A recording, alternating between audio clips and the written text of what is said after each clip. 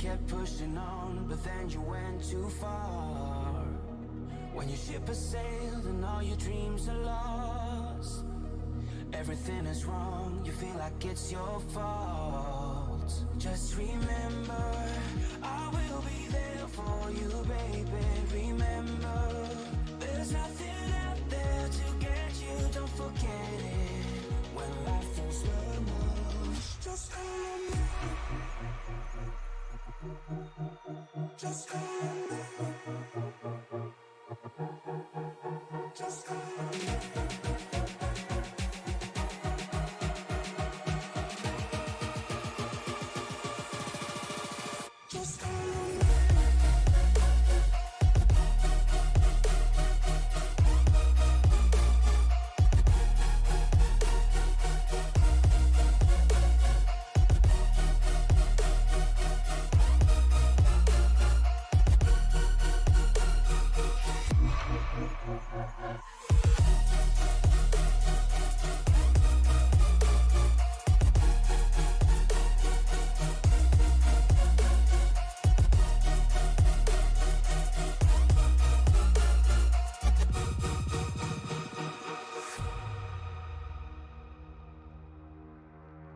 You're stronger now than you ever been.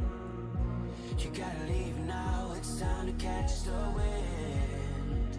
You will climb up high and look through the clouds, and when you're feeling low, I know you'll bounce back. Oh, and just remember, I will be there for you, baby. Remember, there's nothing out there to get you, don't forget it. When life throws lemons, just call on me. Just call on me. Just call on me.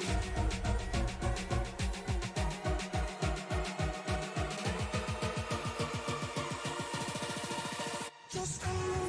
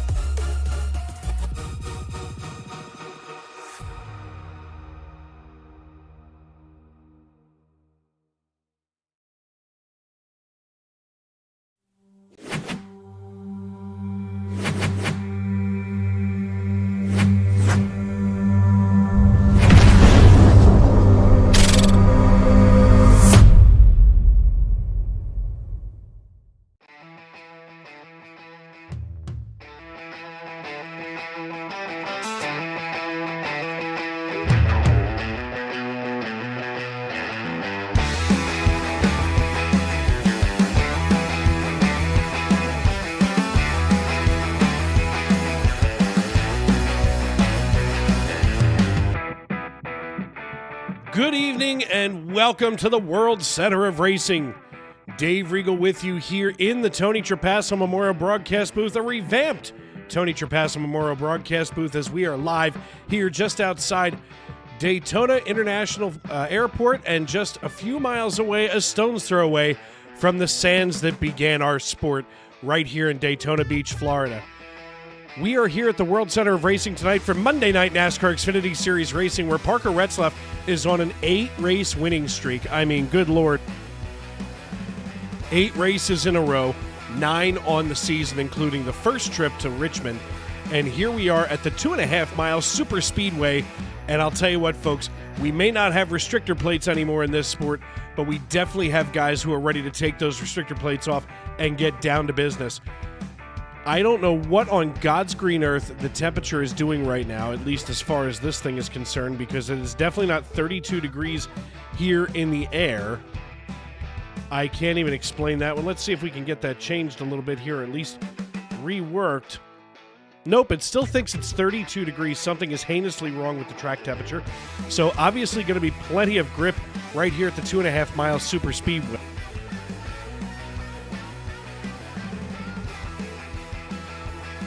And folks, here we are as we get ready to rock and roll. You can see the mini golf course right here behind pit road. You can see all of the camping.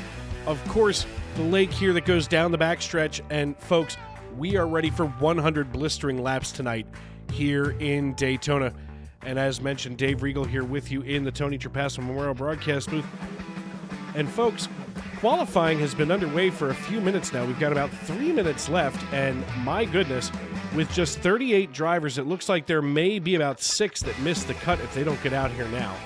I see Matt White being timed as slowest on the track right now. Fast time right now belongs to Jacob Bradley with a 50.04, so just a little slower than the Cup Series last night. Of course, yours truly was back in the cockpit, and I was ecstatic to be back in the racetrack last night, and that's thanks to all of you at home who, of course, make us a part of your evening wherever you may be and however you may be listening. There's Mama Mac McConville. Hi, Mama Mac. Glad to see you tonight. I love you. It's great to be with all of you tonight. Addison DeRosier says, let's go Minto. And that, of course, talking of the number 12, Brandon Minto, the pride of Norman, Oklahoma. And, folks, we're ready for a good one tonight. In fact, one of the things that is most exciting, although that Parker Retzlaff here in this league is dominant, he had an even more exciting night if you didn't watch the Xfinity series live down there in the real world. And folks, I mean, the young man is talented, and it's no mystery, at least to this broadcaster, why he's on an 8-race winning streak after he pushed Harrison Burton to the win here at Daytona International Speedway under the lights. So it's an exciting night for you. It's an exciting night for me. Let's see if we can get a hold of our points leader. Speaking of points, let's quick pull those up. You'll have to forgive me as I'm getting used to the new setup here and the way that the monitors are resting. Mike McConville does lead us in points. He'll be followed by Brandon Minto, Ethan Ball, Sylvain Joly. Parker Retzlaff, though, has now come up here into that 5th spot, and that's after not racing the entire season. Let's see if we can, by entire season, I just simply mean not the full season, but let's get a hold of our points leader out of South Jersey, Mikey Mac McConville. Mikey Mac, you got me? Yes, sir. How we doing? Buddy, listen, I'm good, but right now you're up there in first place with a nice, healthy lead over top of Brandon Minto. I mean, right now, you've got this thing on lock. What's going to be the secret tonight? A healthy lead is being very nice. I think it's only like single-digit lead, but yeah, huge, massive. Might as well just give me the trophy for the regular season championship. I mean, if you insist, I will. Man, we're just going to try to stay out of the mess tonight. Try to get some stage points if we're in position and finish ahead of Minto and put a bigger gap, because there's another one of these couple weeks down the road, the Atlanta. If we can get through those two, we might have a good shot at taking home this regular season title, even with Parker making a huge comeback.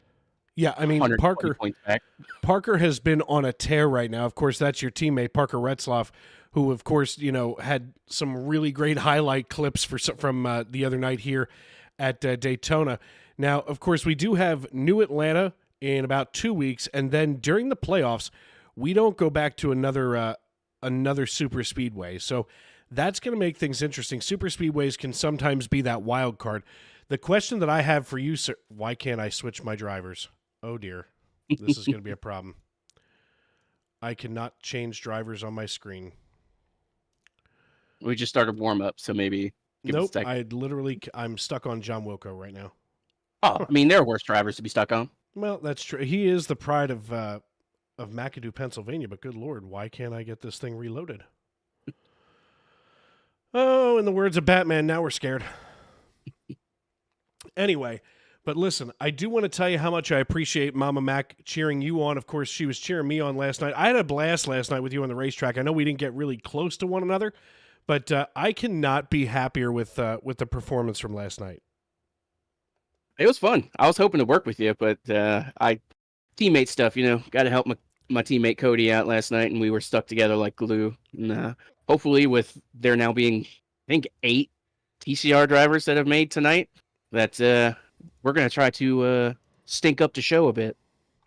Buddy, I mean, you're more than welcome to stink up the show, especially when you're when the TCR guys are putting up numbers and stats like you guys. I mean, nobody's better right now on the racetrack than TCR.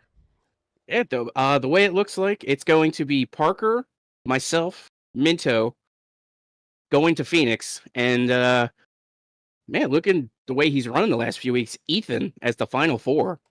Yeah, And Ethan Ball has really made an incredible, I want to say comeback, but, he had some discipline problems at one point and has really reined himself in, and I'm excited to see what you guys can do. he's definitely he stays out of the mess, which is nice. And he does what Parker does. He's there at the end. Yeah, So I think a lot of that, and I had that conversation last night. Last night I took the Chris Claude strategy, and I just kind of stayed as much out of the mess as possible. I do owe, in fact, when you get back down there, make sure that you key up on Race Radio and tell the 62 of Wilco that I do apologize for taking him out last night. We were drafting pretty hard, and I got loose behind him. He got loose in front of me. Bad things happened, and I spun him out, and I feel awful for it. So I'm going to use the platform now to apologize. So make sure that you key up for me. I will pass the message along. All right, brother. Listen, good luck tonight. I know that here in the broadcast booth, I'm supposed to be, let's just say neutral. I'm not. I love all of you guys. You guys are amazing. You guys make it worth coming to work every Monday night. So go ahead, put on a good show, and I'll be up here cheering all of you on. Yes, sir. We won a stage here in February. We plan to do it again tonight. My man. Ladies and gentlemen, that is the voice of our points leader, Mikey Mac McConville out of South Jersey, the pride of North Cape May, as we're going to send him back up into the jar TCR chat. Want to thank him for his time. We also want to get a chat here with Parker Retzlaff and see if we can get a word in with the young man, the highlight reel from the real life Xfinity race. Hey Parker, it's Dave. You got me? I got you. Buddy, listen, I don't want to take up too much of your time, but I do want to say what an amazing, finish for you. How did that feel on, the other night behind the wheel under the lights right here? It was definitely an amazing night. I, didn't do the most popular thing, but it was an amazing night, and I'm happy with my finish in the Cup race. After the Xfinity race did not go very good, but I'm hoping that tonight can be better. Well, I mean, listen, you have been on a tear in this league. I mean, you came from not even being a full-time driver to now, up here in the top 5 in points. I mean, what kind of development do you see around you in this league? Because I know that, everybody strives to be better, but you just seem to be a cut above everyone. Do you see improvement around you, or is everybody just trying to fill their notebook with ways to get around Parker? No, I mean, there's definitely, the biggest thing in this is about being good on iRacing is not making mistakes. So all I've done in the league is just make sure I minimize all the mistakes I make and run clean races and try and make sure I make it to the end of the races. And that's what everyone, should try and do, is just make sure you make it to the end of the races, because that's the only way you can win one of these things. So I've done a pretty good job of that so far in the league, and that's what I'm going to try and continue to do.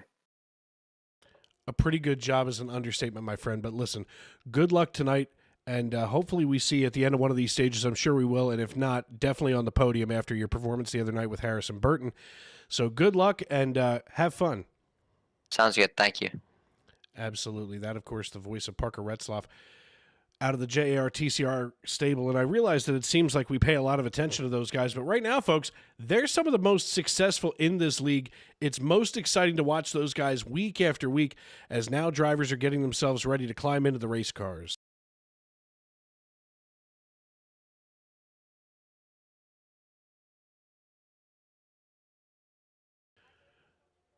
The warm-up session is over. We're going to take a look at our race grid as everybody is crawling into the race cars through the window nets. Matt White going to sit on the pole position tonight. He'll be joined in the front row by Jacob Bradley. Trevor Ryan and Mikey Mac McConville out of Cape May, New Jersey, they're going to be in row number 2, while row 3 is going to be held down by Aaron Mack and Sylvain Jolie.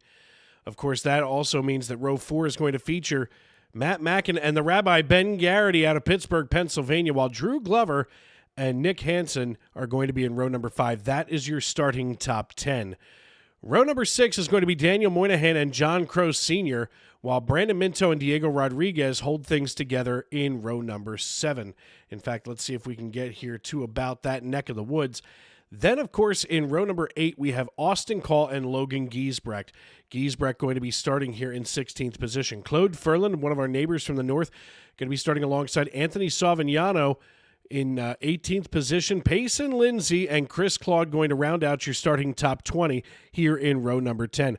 Randall Watkins, Mr. 305, going to be alongside Brock Packard in the starting in the 22nd position, while Keith Black and Derek Baycorn start in row number 12.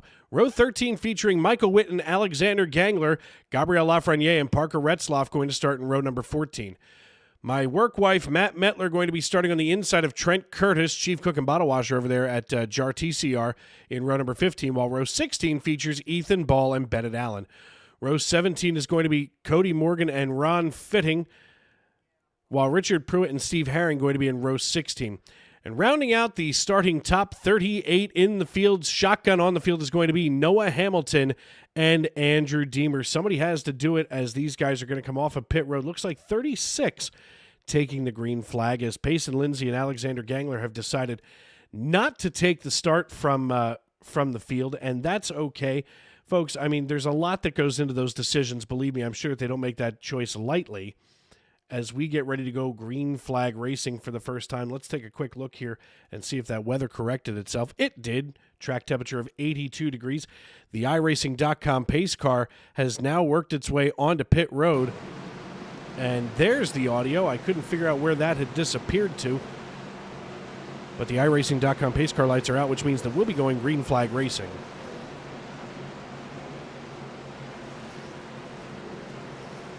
Matt White in the 48 alongside of Jacob Bradley going to control this field as we come to green. The iRacing.com pace car leads us out of turn number 4.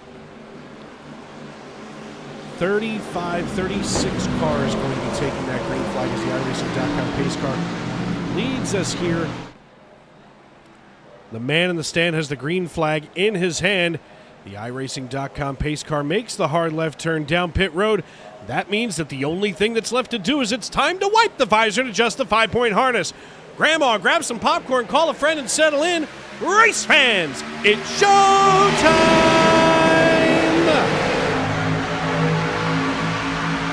Green flag in the air, and off we go here at Daytona International Speedway on lap number 1.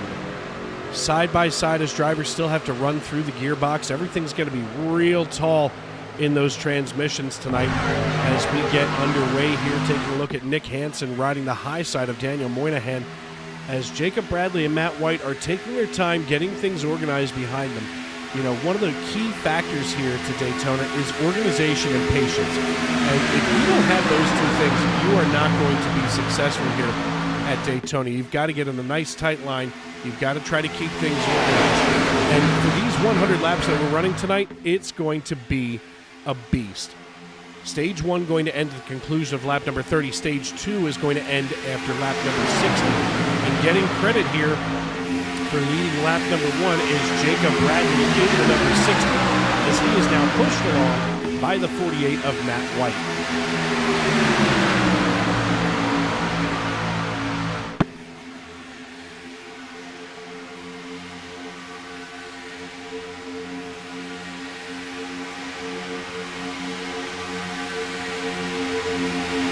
Starting fairly deep in the field here is Parker Retzloff. We look back here to 11th position. We can see him there in the number 5 Funkaway Chevrolet as he is now trailing just behind Drew Glover and John Crow Sr. We go on board now. We can see John Crow here in the 95 just ahead of him as it looks like Parker's going to be giving him a pretty good shot here with that draft as they get around the 01 of Matt Mackin, now the 65 of Ben Garrity. And I didn't realize that Chevrolet makes a rocket ship. We can even see Parker already having to burp the engine for some cool air, and he suddenly takes it 3 wide down the backstretch and now goes to the high side, being shoved along by Anthony Savignano.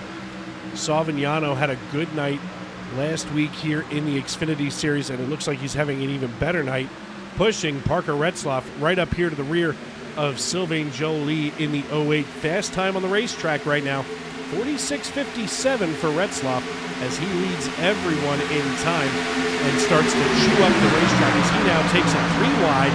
He puts the Canadian in the middle, and now he gets behind the teammate, Mikey Mac McConville. And as we ride here along with McConville, we can see that Funkaway Extreme Odor Elimination Chevrolet is going to take it 3 wide again. He's trying to push Mike McConville.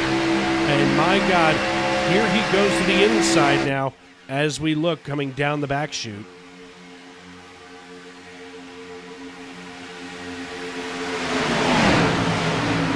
Mike McConville now sliding back into 10th position. I'm sure he'll be back up there in no time. But right now, for now, he's left his teammate, Parker Retzloff, kind of all by himself as we look to the front of the racetrack. Sylvain Joly now leading Jacob Bradley, and he's being pushed down the front stretch by Anthony Savignano here in the 50. We see the 60 now of Jacob Bradley trying to get a little bit of traction here with Matt White behind him in the 48 as White pushes him out of turn 2 and down the backstretch. We're going to see a little bit of action here, and look at this here on the high side. That's Austin Call all by his lonesome in the Aflac number 40 Toyota Supra. He's about to be hung out to dry like Aunt Betty's laundry.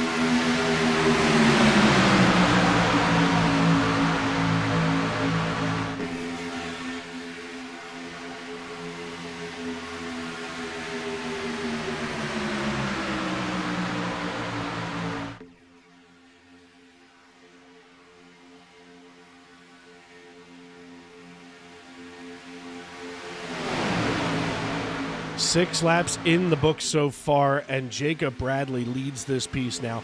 I got to say, from being out here in the Cup Series last night, it was incredible to be out here with some of these big names. I mean, you know, I didn't get to be out here with Parker Retzloff, but I'll tell you what, I was side by side with Matt Mackin in the 01, and of course, you know, for me, it was kind of a homecoming. This is my home league. It's where I broke in on iRacing, and quite frankly, it's always a joy when you get to sit there with people who I genuinely would consider friends and family, people who I would travel to go see, or they would travel to come here. And some of us have here, as Parker Retzloff is sliding around. He's about to hang Savignano out to dry as he's now going to take it 3 wide with Sylvain Joly. Let's watch Joly here in the 08.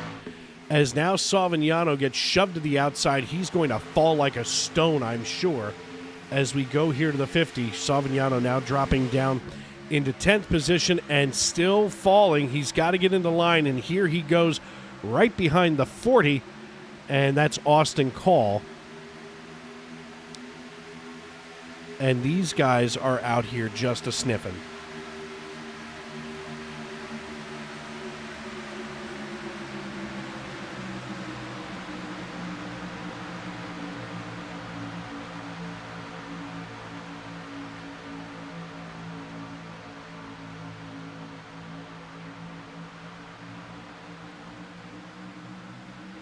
Eight laps in the books. Most of these drivers going about 184 to 185. We crest 187 and 88 going into turn 3 after that long backstretch. And here we go, finally cracking into the 90s. Now that some heat has really gotten into these tires, we see side by side the action as we drop down in and tighten things up. We see the Quality Care service machine. That's that Ford Credit number 15, originally driven by Dale Jarrett, and now here on the side of the 15. Oh, this is going to cause a problem. I can hear somebody screaming, "Get down." There's no room to get down. Bad things are going to happen if somebody moves too fast.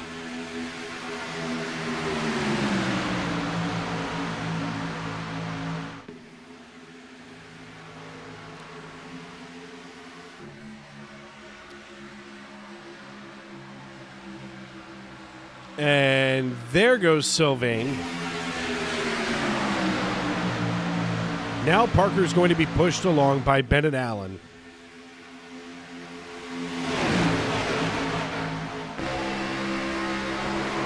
Oh!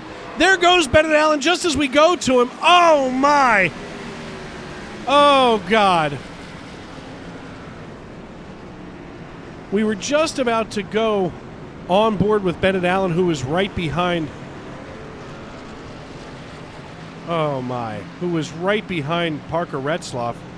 And bad things happen for the 2022 MNN Xfinity Series champion.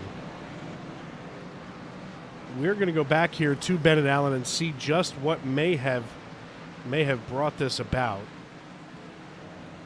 Obviously, there was a bad hit somewhere in there, so let's take a look.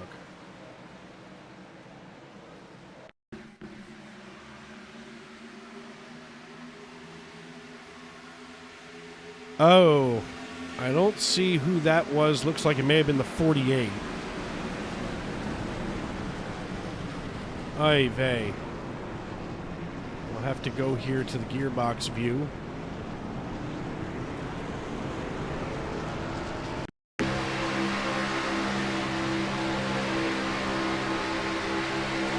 Oh, this is the... Oh!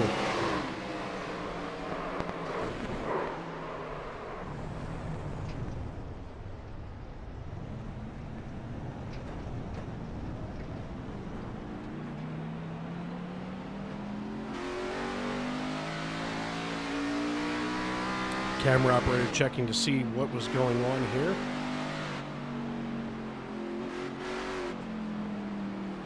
Let's see if we can find out what that looked like from Mike McConville's perspective, because good Lord, he really caught it hard there. And I'm curious to see what that looked like from McConville's perspective. Here we go on board. There's the 48 just below the 15.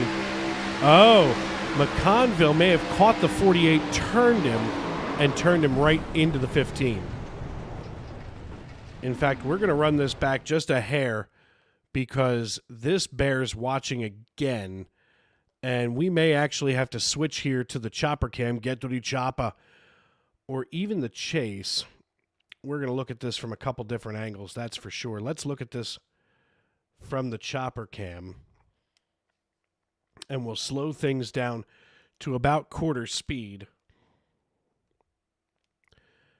Now watch the one, and here's what we're watching.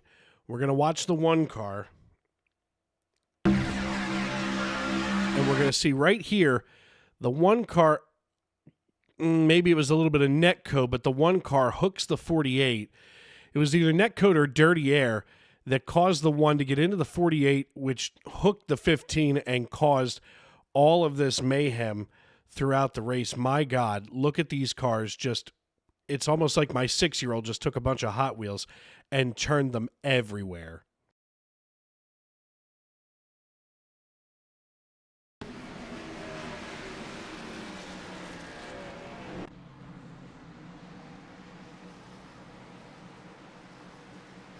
That's going to put several drivers down pit road. Jacob Bradley, Mike McConville, Nick Hansen, Daniel Moynihan, John Crow Sr., Bennett Allen, and Derek Bacorn. They're all down on pit road. That makes our race leader, Sylvain Jolie, sliding a lot further back here in the field, and I can't even see him. Here's Parker Retzloff, who came down pit road here on lap number 10. Tire wear not a major factor here at Daytona International Speedway, but still maybe just a quick splash of fuel to keep things moving forward.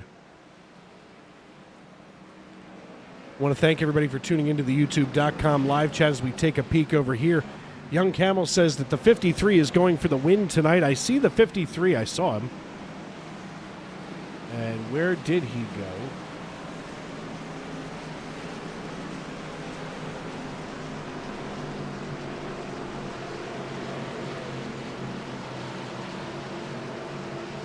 I don't see Bobby Moynihan. Now, I know he's there. I just saw him a minute ago. Oh, Daniel Moynihan. I don't know why I call him Bobby Moynihan except for Saturday Night Live. The Michigan Rocker saying, let's go, Brandon. Cheering on Brandon Minto. Of course, Tony Rodriguez saying, go, Diego, go. And Michigan Rocker looking for Uncle Scott. And Young Camel cheering out for, shouting out for Uncle Scott. Uncle Scott, listen, I'm a 7-7 guy tonight, so no Miller Lite for me, but 7-7 in the glass.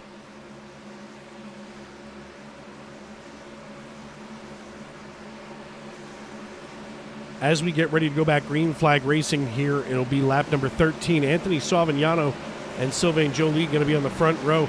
Richard Pruitt, Claude Ferlin, Matt Metler, Aaron Mack, Gabriel Lafreniere, Diego Rodriguez, Michael Witt, and Randall Watkins going to be your starting top 10.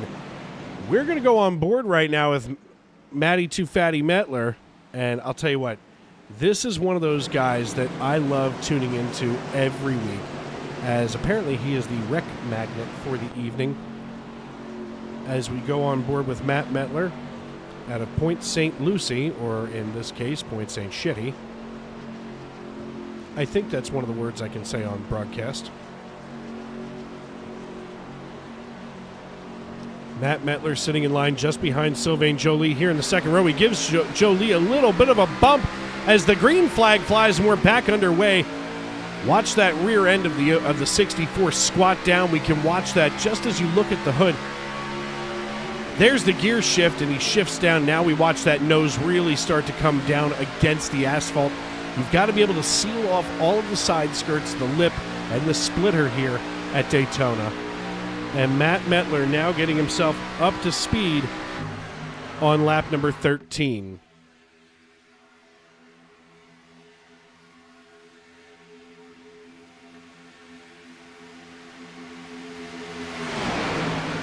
Gotta be honest, the 7 and 7 has a sneaky good taste.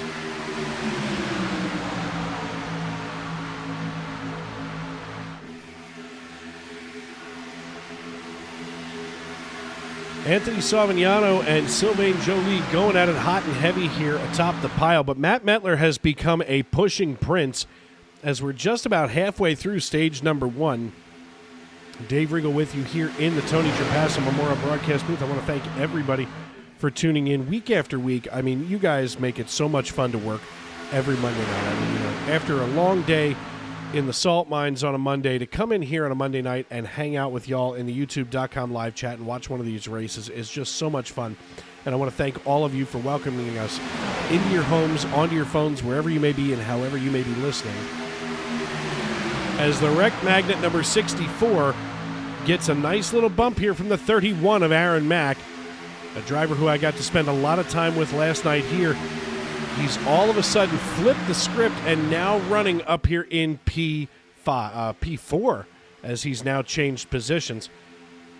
Looks like Metler may be a little bit loose, but now we look back further in the field, and Parker Retzlaff here trying to play a little bit of the avoidance game as he's got the 39 of Payson Lindsay just behind, pushing him up to Gabriel Lafreniere in the Oxmoor.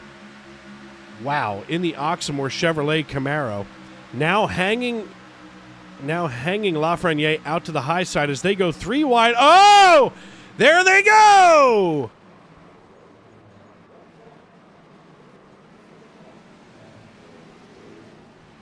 There's a car on its roof. That's the 43. That's the 43 of Claude Furland. Oh, my. What a bad break. Let's take a look here. Let's slow things down and take a look at the replay.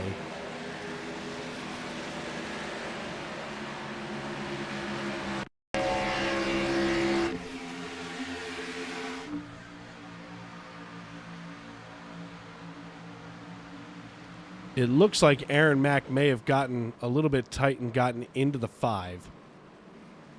And we're going to... I don't usually like to call it, but that's kind of what it looked like. Let's take a look here from Claude Furland's perspective because he's the one that winds up on his roof. Thank God this is a simulation. And let's watch Claude Furland.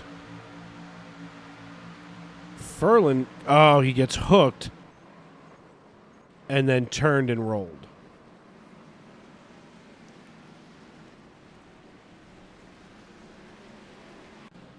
That's a rough break. It looks like this may be the end of the winning streak for Parker Retzlaff as drivers getting themselves back in the line. And as those drivers get themselves back in the line, I want to thank everybody for tuning in. We're going to step aside and hear from our friends over at Premier. And folks, if you are looking for a racing setup, you can always check out Premier Setup Shop. And they usually have everything that you could possibly want, especially if you're somebody like me. You've got yourself a full-time job and you just need somebody to quick set the car up for an open race like this. Premier is the place to go.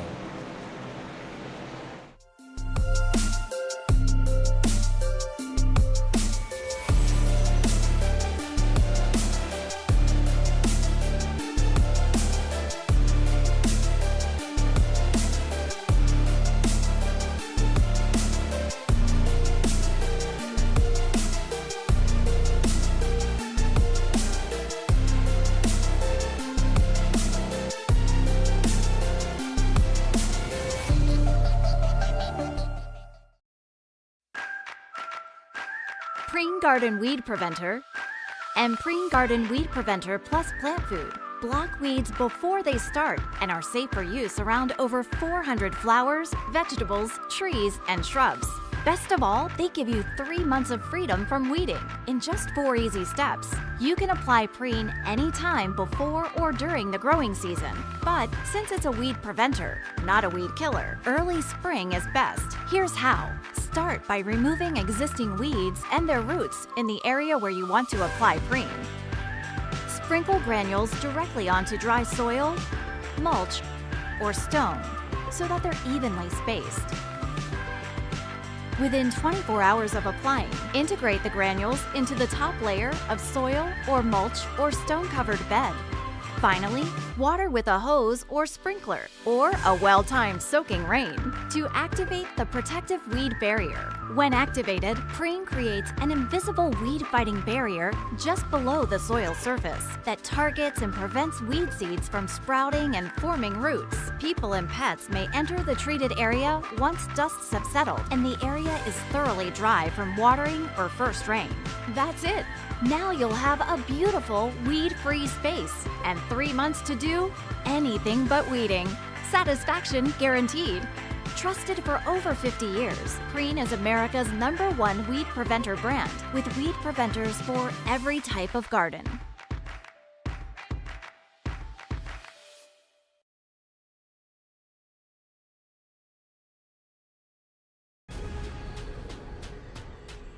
The most realistic online racing sim ever made.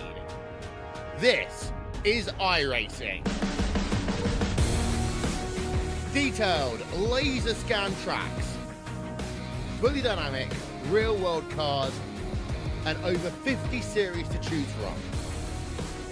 6 online world championships offering over $400,000 in annual prizes. This is the original esport racing game. This is iRacing.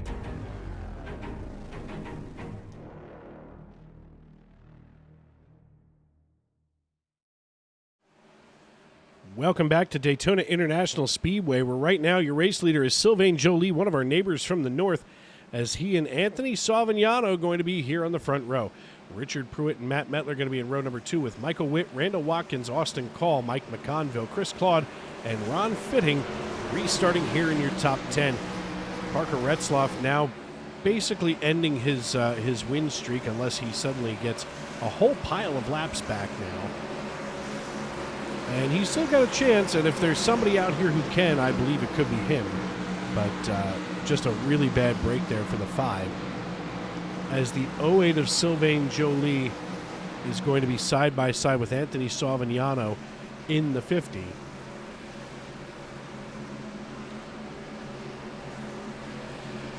The iRacing.com pace car peels on down pit road.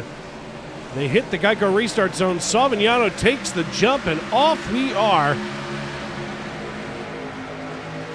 Savignano going to have to run through those gears fast as we start to look further back here in the field. And these drivers are all kinds of hungry. 19 laps in the books. The 88 of Michael Witt now linking up with Mike McConville. So the Mike and Mike show, for those of you that are from Reading, Pennsylvania, on 102.5 WRFY. That was the big show, the 720 list. It was a whole thing back in the day. Uncle Scott checking in. He's been mowing all day, hot there in Michigan, and having a cold Miller Lite, cheering on the 12 car. Let's see where the 12 is right now. And Brandon is here running right now in 15th position. We'll zoom in on him. There he is. Brandon Minto, the pride of Norman, Oklahoma.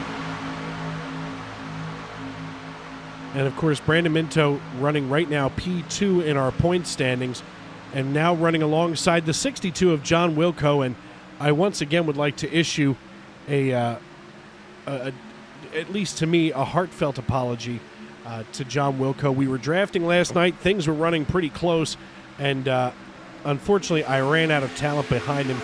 Wound up hooking him, sending him across my nose. Bad things happened. Feelings were hurt, and so were some race cars.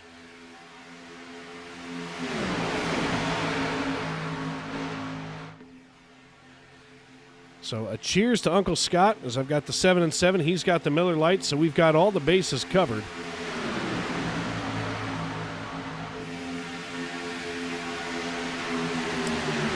Anthony Savignano leading this race right now. We had a nice organized start here at the beginning of the race, now with 10 to go in stage number 1. As we've had several cautions now littering stage 1. These drivers are going to be hungry to get things organized and running forward again for the time being.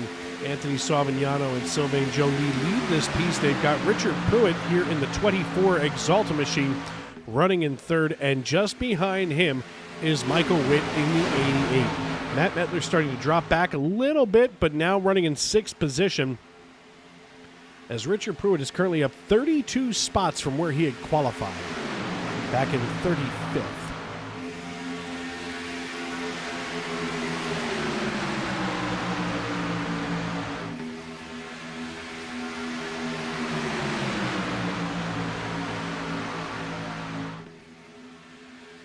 "22 laps in the books here at Daytona International Speedway. Dave Regal with you here in the Tony Trapasso Memorial Broadcast booth. I want to thank everybody for tuning in as you're watching the Monday Night NASCAR Xfinity Series live from Daytona, the world center of racing, as we are here on our second trip of the season here for the Wawa 250. And believe you me, I could not possibly be more excited than tonight, because the Wawa 250 powered by Coca-Cola is, well, it's special to me, especially if you're from here in the Northeast. I know Mike McConville, big Wawa guy. Of course, he can make you a better hoagie, he says, down there in North Cape May. I'm going to have to take him up on that here before the end of the nice weather, if you will.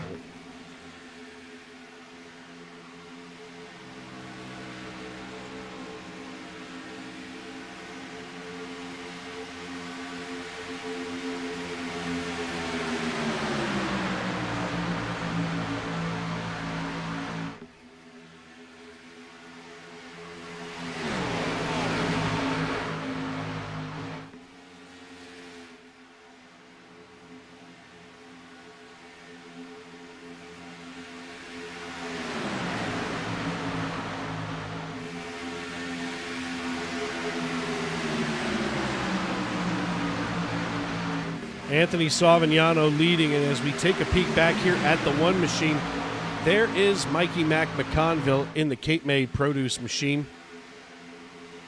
And my God, they're all starting to kind of wiggle. These drivers getting a little loose here in the closing laps of stage number 1 here in the MNN Xfinity Series. There's Chris Claude, and this is the highest that he's ran, including last night here at Daytona. And I told him last night, as a matter of fact, in our race chat, that if he pulls off the win, that may be the day that I finally smell burnt toast and call it a career, because you'll be feeding me applesauce for the rest of my life and getting me coloring books, that's for sure. Chris Claude has been in this league. I mean, obviously, he is the brain of this league. He started this years ago, and, you know, oh, Lord almighty. I'm going to stop talking about anybody. And boom went the proverbial dynamite. Third caution of the evening. And there goes the 1 car. There's Mike McConville trying to get moving again. I'm done talking about anybody.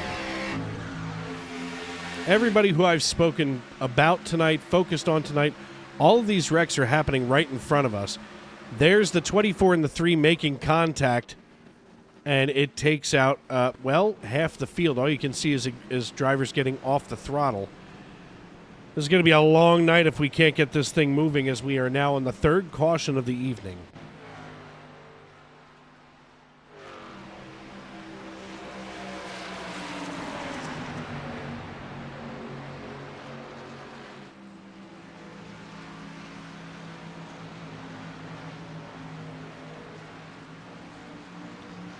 What a flaming pile of dog fecal matter. 5 laps to go now. We should, when we come back, Green Flag Racing, have about a 2-lap shootout, if that.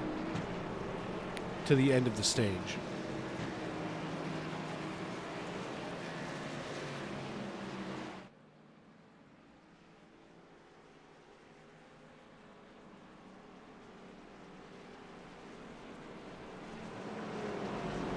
Mama Mac, I will absolutely have to be planning that Cape May weekend, at least maybe a Friday, Saturday, Sunday, because you know what? It has been a long time since I've come down to Cape May, and looks like Tony Rodriguez saying that it's starting to look like Talladega. Well, it's not too dissimilar, that's for sure.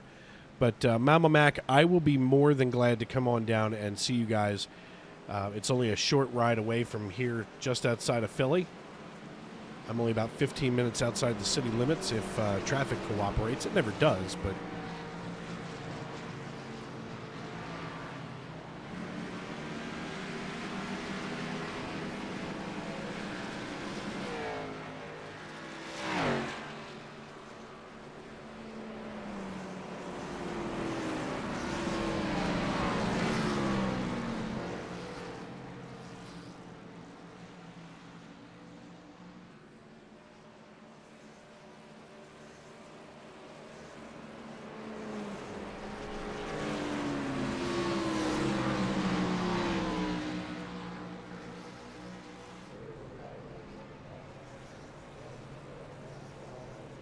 Mikey Mack, it's Dave up in the booth. You got me? Oh, you pulled the wrong person in the booth right now. No, I didn't. I need to talk to you, sir. I have a lot to say. Well, the floor is yours, my friend. I am so sick of these incompetent idiots that don't know how to plate race. We're in the first stage. Why are we throwing dumb, stupid blocks? Why are we going 3 wide in the first 10 laps, killing half the field, and then we just killed another half of the field that was left because these people are like, oh, yeah, I'm up front. Like, let's go. Let's do this. Brainless, brain-dead buffoons. And that 50 car of Savignano shouldn't even be here because he's the problem almost every damn week. It's like I just handed a professional wrestler the microphone and said it's yours. I love professional wrestling, so I know how to cut a you do. promo. I know you do, sir. Buddy, listen, I know that you just got probably the most ugliest of breaks on earth. I mean, you know, bad shit I'm sorry, see, now that's one of the words I'm not supposed to say on the air. Bad things have happened all night long, and, you know, you and half the JRTCR team have already been affected by this. As a team, what are the orders when bad things like this happen? Regroup somehow, you know, make each other laugh, try to put each other in better mood, and move on to next week. There's nothing we could do this week. You know, listen, you got jabronis up front that don't run up front. They don't know how to race up front. We're just trying to... We haven't hit the end of the first stage. It's insane. Just hang out. Most of the really fast cars were killed in the first wreck or the second wreck. Just chill out. We're laps from the end of the stage. Like, this isn't rocket science. We're not sending idiots to the moon. We're turning left on a flat-out racetrack. This is basically driving down the highway of 95, 295, the Parkway, Jersey Turnpike, the Northeast Extension in PA. This is insane that these people don't know how to drive a car. They need to have their licenses revoked and go do the driving test again. This is... Oh, my God. You feel better yet? Kinda, yeah, actually. That's my boy. That's my boy. Listen, on a lighter note, Mama Mac invited me down to Cape May, so... Which one of us is the big spoon, you or me? Oh, dude. I'm usually the big spoon, so it would be nice to maybe just for once be the little spoon. My man, I got you.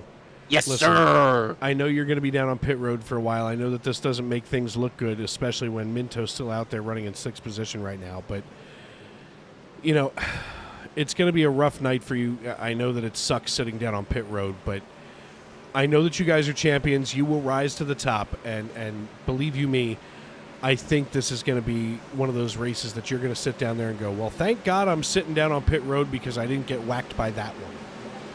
The real crappy thing is after last night, I was super jacked about tonight. How clean yesterday was.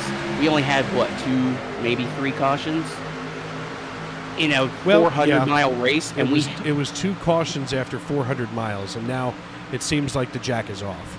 Yeah, like, is it a full moon tonight? Is this why No, I'm wearing everyone's pants. driving like idiot? Nice. This is just unacceptable driving standards. But the one thing that you haven't said yet is that it's Daytona. These things will happen at a super speedway. We see it all the time, both in the real world and here on iRacing. And I mean, unfortunately tonight you got the short end of the stick. I feel like I used up all the luck last night, sadly. I mean, look, I get it. And last night was definitely an outlier. I know that I had a lot of fun, and tonight it's just your fun meter has been pegged. Yeah. The thing that really, I'm trying to say this cleanly. Oh, start now. Yeah. Well, I'm from Jersey. I could go really off the rails. That's true. You know what? Talk like you're from Minnesota. So how about you, bud? This is some insane driving standards from these people. I get a little, little European there. Well, I mean, they're all from Leif Erikson and the Vikings. But of course, Viking in Jersey means a whole different thing. Ain't that the truth? Oh, look, another and caution. That is the stage. But listen, buddy, that's the stage break. So listen, I'm sorry about your luck tonight, but listen, there's always room in the truck series for the 1 car.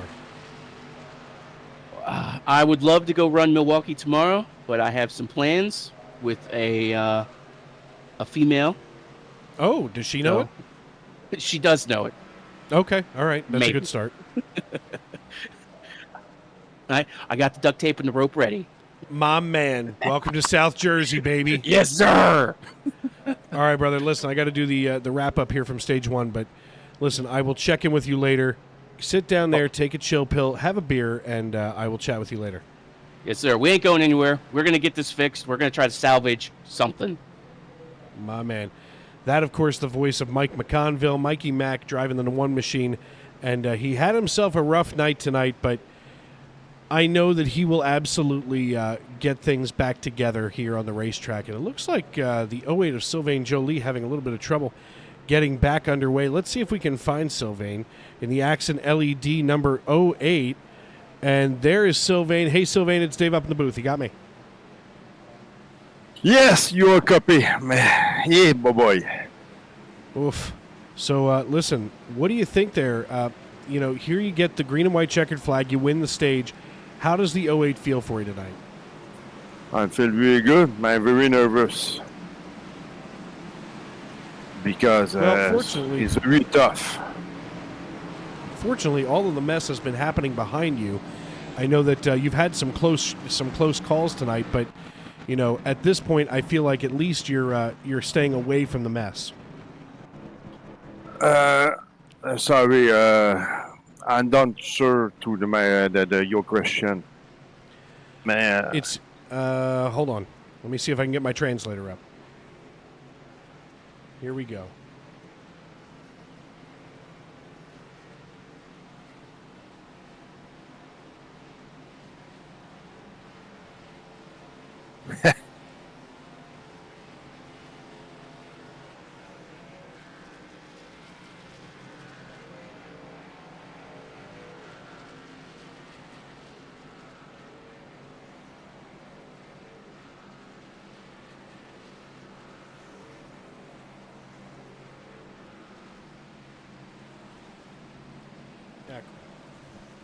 Il semble que tu aies évité le désordre. Yes, for the big crash, 2 big crash. I'm very lucky. The first is I don't know where in the back me, but I'm very lucky. Now I'm very good setup for this race. Thank you for the Matt for the pushing. Matt and pushing me every time, and Anthony again. No, it's good for me. I mean, not for my team. Gabriel and Claude is not very good. No, Gabrielle and Claude had a very bad night. Yes. But, listen. Before I cut you loose, I just want to say, Bonne chance pour le reste du chemin, mon ami. Thank you very much, my friend. It's very easy for me to speak French. You are really good. That's good. You are very good speak. absolutely. Merci beaucoup. Sorry. Well, folks, that's the voice of Sylvain Joly, and thank you to Google Translate for helping me get that done because Lord only knows I do not speak the French.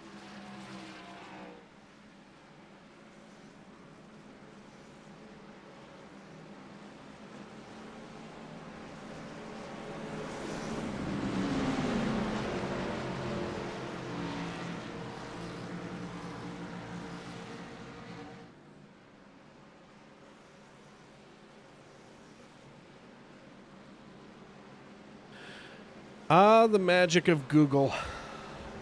I can never underestimate what happens there. In fact, let's see. Matt Metler sitting down on pit road. Let's see if we can get him up here in the broadcast booth and maybe get a little bit from the perspective of my work wife. Hey, Matt, it's Dave. You got me? I got you loud and clear there, brother. Buddy, listen, you had a bad break here tonight. Obviously, you're coming off a pit road. What's going to be the strategy besides hang on for dear life? Well, we're 2 laps down. I elected to fix most of the damage there. If I can catch a break, there's not a lot of cars a lap down right now. I can get back on the lead lap. I think the car's still good enough to compete. So, don't want this to let this be the way the best performance of my SNN career has gone thus far. But it was sure as fun as hell being up there with those guys and dicing it up before that happened.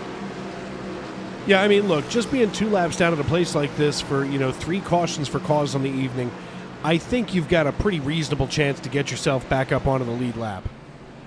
I agree, brother. All right, buddy, listen, good luck, and love you, miss you, and I'll talk to you later. Have a great broadcast, bud. That, of course, the voice of my other half on a Sunday night here on Sunday Night NASCAR as they drop the hammer coming through the Geico restart zone, and Nick Hansen has beaten his way up here to the top of the heap. Nick Hansen, of course, out of, that's Trent Curtis. That's Clarence Center, New York. But Nick Hansen out of Cleveland, Ohio, now leads Trent Curtis, the 99 and the 13, having the 60 of Jacob Bradley in tow. Now that we get back underway, it's Hansen, Curtis, Bradley, Jolie, and Trevor Ryan, your top 5 drivers, still trying to jostle for position. To be completely honest, after everything that we just went through here in stage number 1, you would think that at some point these drivers would get themselves into some semblance of normalcy or organization. As we take a quick peek over here, the Michigan Rocker says that it looks like there's a lot of cars dodging deer at Daytona tonight.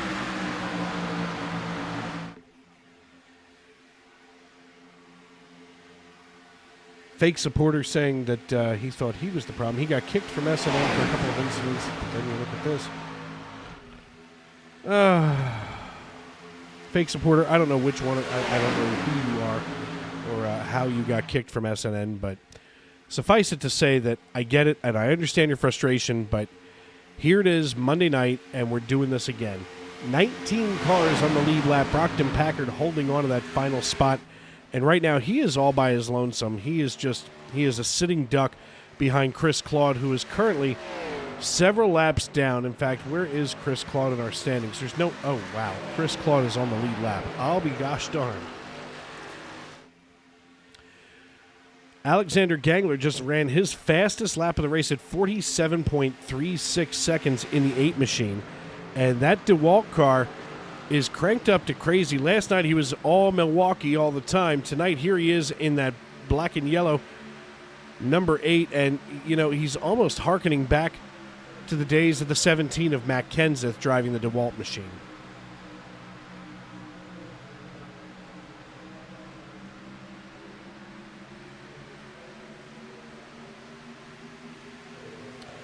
Clarence Hansen, your race leader, he's got the the 18 of Trevor Ryan now on the high side in the U.S. Steel number 18.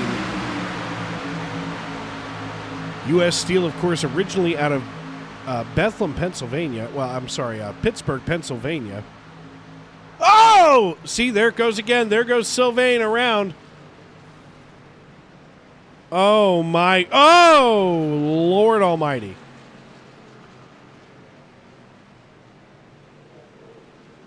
I mean, the wrecks just keep happening.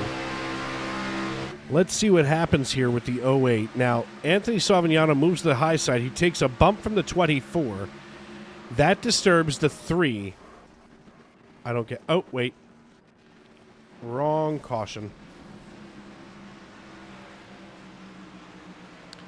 Let's try that again, shall we? Here's the 08.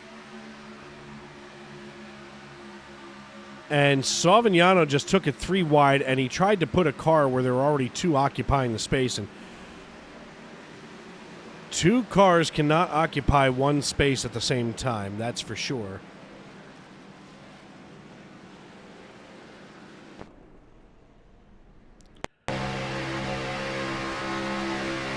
Let's watch this again. Here comes Savignano, and there goes the turn.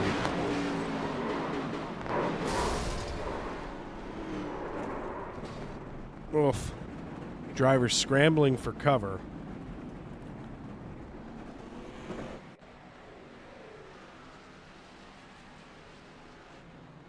And with that, we're going to step aside here on Sim Racing Media. I want to thank everybody for tuning in tonight, for welcoming us into your homes, onto your phones, wherever you may be and however you may be listening. We thank you right here on Sim Racing Media.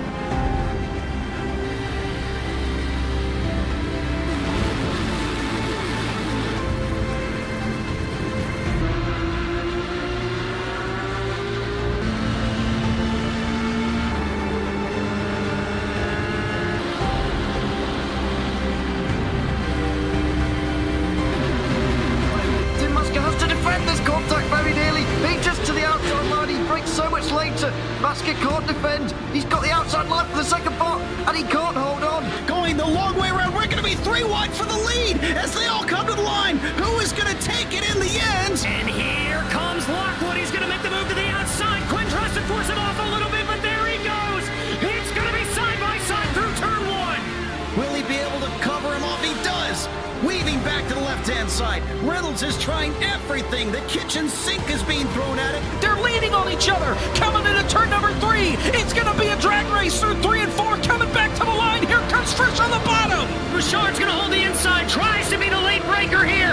They're going to be side by side through the final chicane. They bang doors, but keep it clean. As they're still 4 wide on the run down into the back straightaway. Demerit's looking for a line as well. What is going on in Michigan? Novak into the fence. They're still beating and banging. Oh and to the line. He is much faster coming through there. Is there damage on Challenger? Abramitis is ahead. There's going to be a race to the line. Who is going to get it?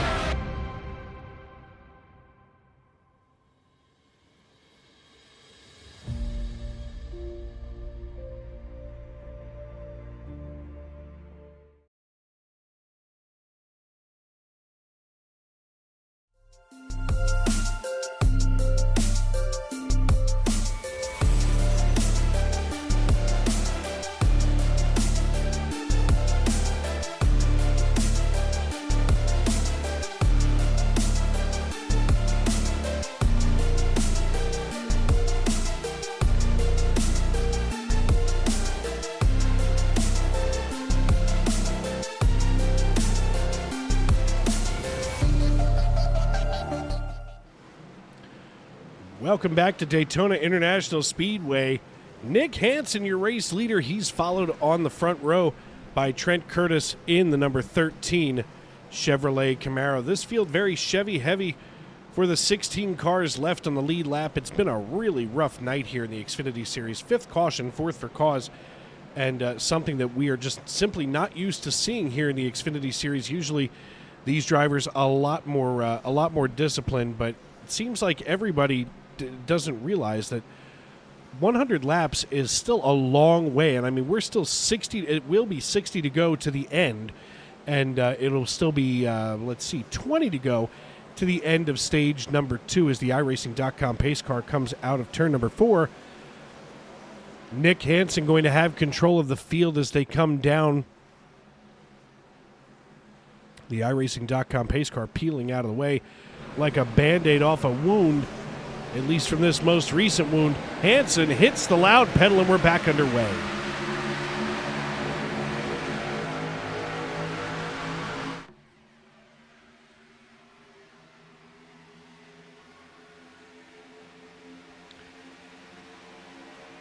All of a sudden, these drivers are trying to get themselves organized here on the bottom line. And that, of course, is always important in business, the bottom line being healthy. And right now it is, as it's about 8 cars strong here being anchored. Never mind, just kidding. By 7 cars strong with Anthony Savignano now sliding out of the way. 6 cars on the bottom line. That's going to open the door for Logan Giesbrecht here in the 84 to start to draw himself up to the rear of the 67 of Sam Bolin. Now, you have to wonder why these drivers decided to go up here to the high side, especially as the 8 of Gangler doesn't seem to be making a whole lot of headway. He needs some help up there. Gangler's loose here behind the 50 and the 67. We can see that right here from the hood of Logan Giesbrecht out of Rockwood, Ontario. And there's the 24 of Richard Pruitt just starting to poke his nose in. Giesbrecht already losing ground now on Sam Bolin in the 67, so not sure what the line of thinking is for there at that point. But here comes the 64 of Matt Mettler. And I said it earlier, let's see if we can go on board. He's trying to get himself drafted up here to the rear of the 87. If the 87 would just get on down, that's Keith Black. Mettler would have a lot of help, but it looks like Black going to try to get a little bit of help here from the 96. That's Ethan Ball now dropping down here in the low side. A run is Mettler having, drawing in here to Ethan Ball as that low line has really gotten itself organized now. It looks like Mettler maybe trying to give a little bit of breathing room there. Let's see what happens when we look at the gyro cam. We can't see that. Let's go to the helmet cam of Mettler. We can't see his temperature either. Mettler's going to swing it here to the high side. And that low line has really gotten itself nice and organized here as Nick Hansen leads this race with Trent Curtis running in second position. Now third being timed as Alexander Gangler is doing the 18 proud right behind Anthony Savignano.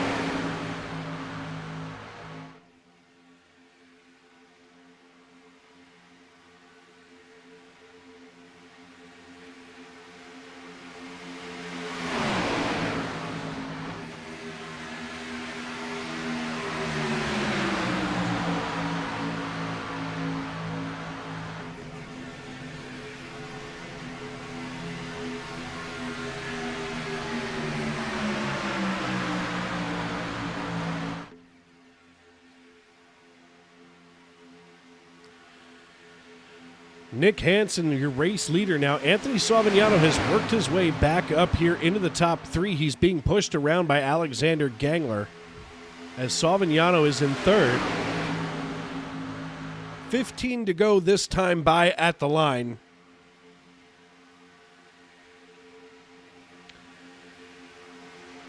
As Mama Mac says, go Nick and Trent. Young Camel says, no, he got Dan. Why God? And, yep, Mama Mac, Mike's comments were right. He was dead on, and I knew that he's kind of like a teapot. You know, he was going to blow if somebody didn't give him a place to vent, and this is the place here on Sim Racing Media, as Naughty XLX Wolf Gaming says, if the 50 is not in the wrong as he claims, then why is he always involved in the chaos? And why is he no longer in the Cup Series? Too many at faults shake my head. Well, you can all debate that over on the SNN Discord. That is not for debate here because Lord only knows I've created enough chaos during my career on the racetrack. I am not one to talk, as Chris Claude and Brock Packard are just nose to tail holding on for dear life. Brock Packard here in the number 63 Chevrolet being helped along by Chris Claude. And let's just go on board here with Chris. I mean, I don't even know how much this motor has left here in the 10 machine. But Chris Claude trying to, you know what, in the words of Alan Bergen, Chris Claude is doing Chris Claude things. You know, he may not be leading the race, but he's on the lead lap, and he is running as many laps as he can. That's what will get you into the playoffs in this league. 47 laps in the books, 13 to go this time by as Furland, and it looks like the 19? Yep, 39, I'm sorry. The 39 of Pace and Lindsay going to get out of the way of the leaders.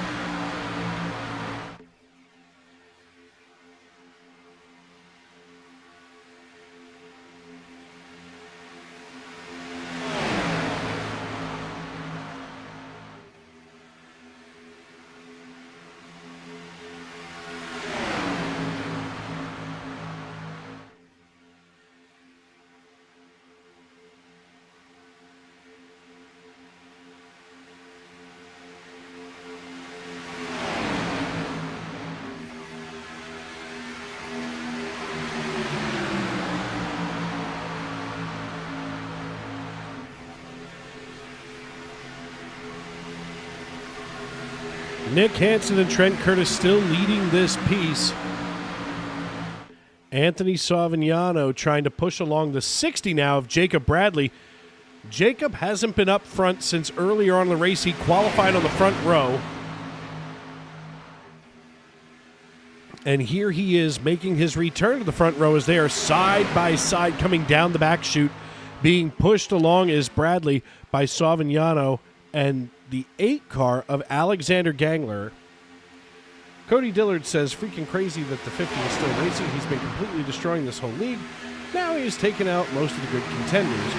Why are they not throwing him out like they do? Oh, I get it now.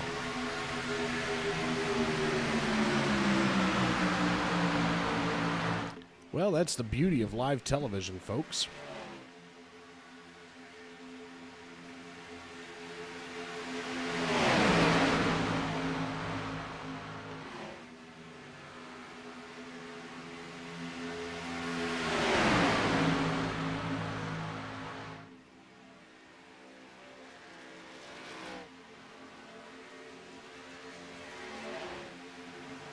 Yeah, Cody, I can't comment. You know what? See me later. I can't comment on the air about my feelings about suspensions and ejections from the league, but suffice it to say, I have been around this league for a long time, and I have seen some really good drivers get ejected from the league for making boneheaded decisions, and Savignano just seems to be the new leader there. As speaking of leaders, the leaders making it past Chris Claude and Brock Packard as they hug the wall for dear life like a couple of newbies trying to roller skate at the local roller rink. Hold on to the wall and pray to Christ that nothing bad happens.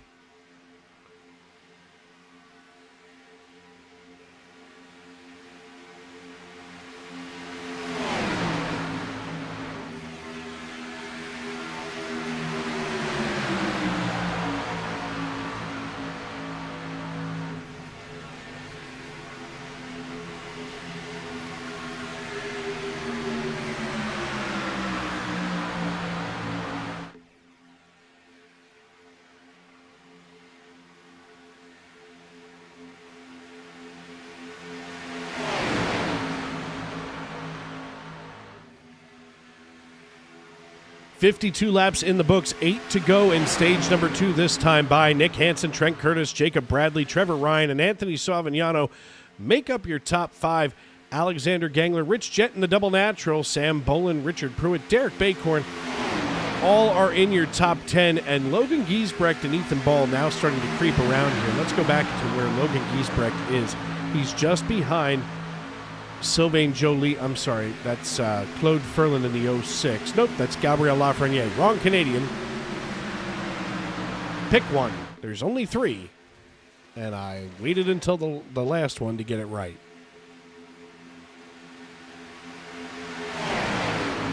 This is what side-by-side racing can look like when everybody's got their head screwed onto their shoulders, that's for sure.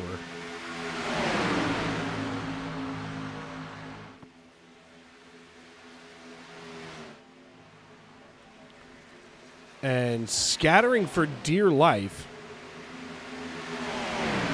Let's go on back and take a look at this disaster that almost happened. Here we go. Watch this setup. And all of a sudden, the 60 makes contact with the 18, sends him down below. And the 18 gets out of shape, but that's the only problem. So not the end of the world, that's for sure, especially when you consider everything that we've seen tonight as we come back live here above the racetrack. Tightening things up here. There's Nick Hansen on lap number 54, 6 to go at the line. And here comes the 24 leading a charge here with Anthony Savignano on the high side. The 24 gets back behind the 67 of Sam Bolin. And now the 8 of Alexander Gangler gets a little bit of a push here from the 24 to get out of the way. Gangler trying to draft up to the rear of Savignano. And there's Savignano coming out of turn 4 back onto the front stretch. Now he has Alexander Gangler in tow, and they're trying to get, I can't see who that is. That's the 58. And the 58 not on the lead lap. But still making it work. That's Cody Morgan. Opening race in this series, debut for him.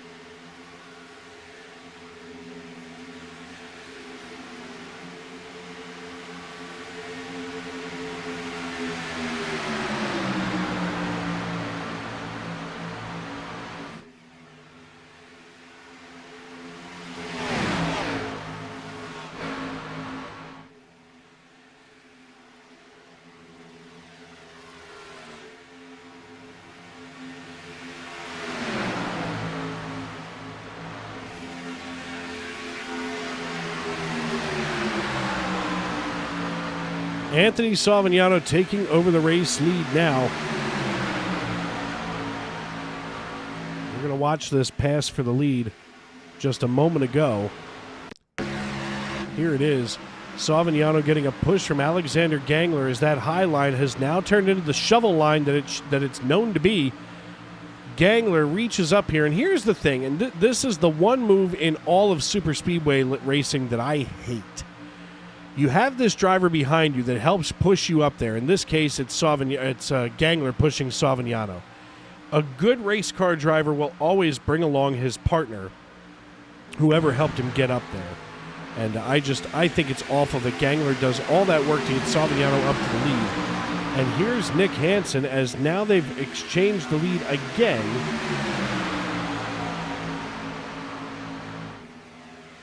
Ay vey.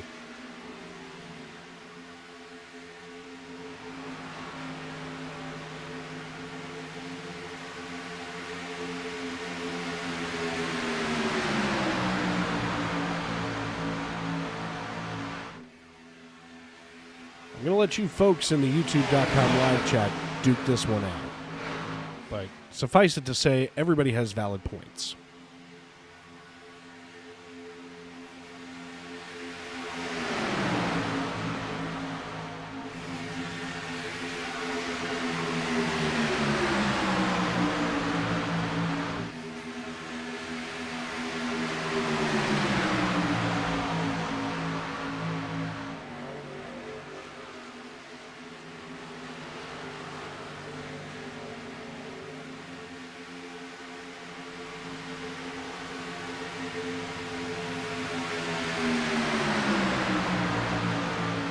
Nick Hansen side by side with Alexander Gangler here in a knot for the lead.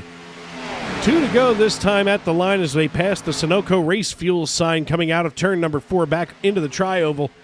Here they come through the Geico restart zone. Nick Hansen leads the way with Trent Curtis in tow.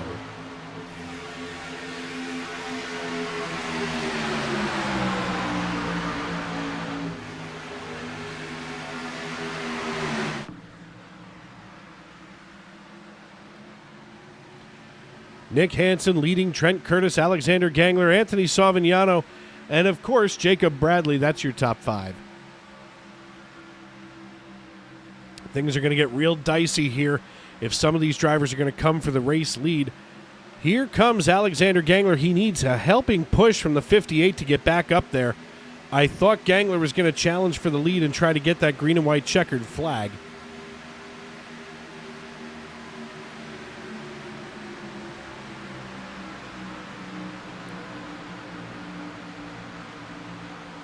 And here on the final lap of stage number 2, we mercifully get here. Alexander Gangler going to be dropped out of the way by Jacob Bradley. Nick Hansen has control of the field with Trent Curtis running in P2. They open the door for Savignano. Why on God's green earth would you do that? 3 wide they go. There's the double natural of Rich Jett on the low side. He's got no help from behind. Savignano's got the 60. Matt Mackin in the way. They've got to shoot through all of this mess. Holy Christmas, there they go. Anthony Savignano just cut through about 4 cars like a hot knife through butter. And now coming back to the line, does the 60 try to dump him? They go side by side right here through the tri-oval, and it goes to Jacob Bradley at the end of stage number 2.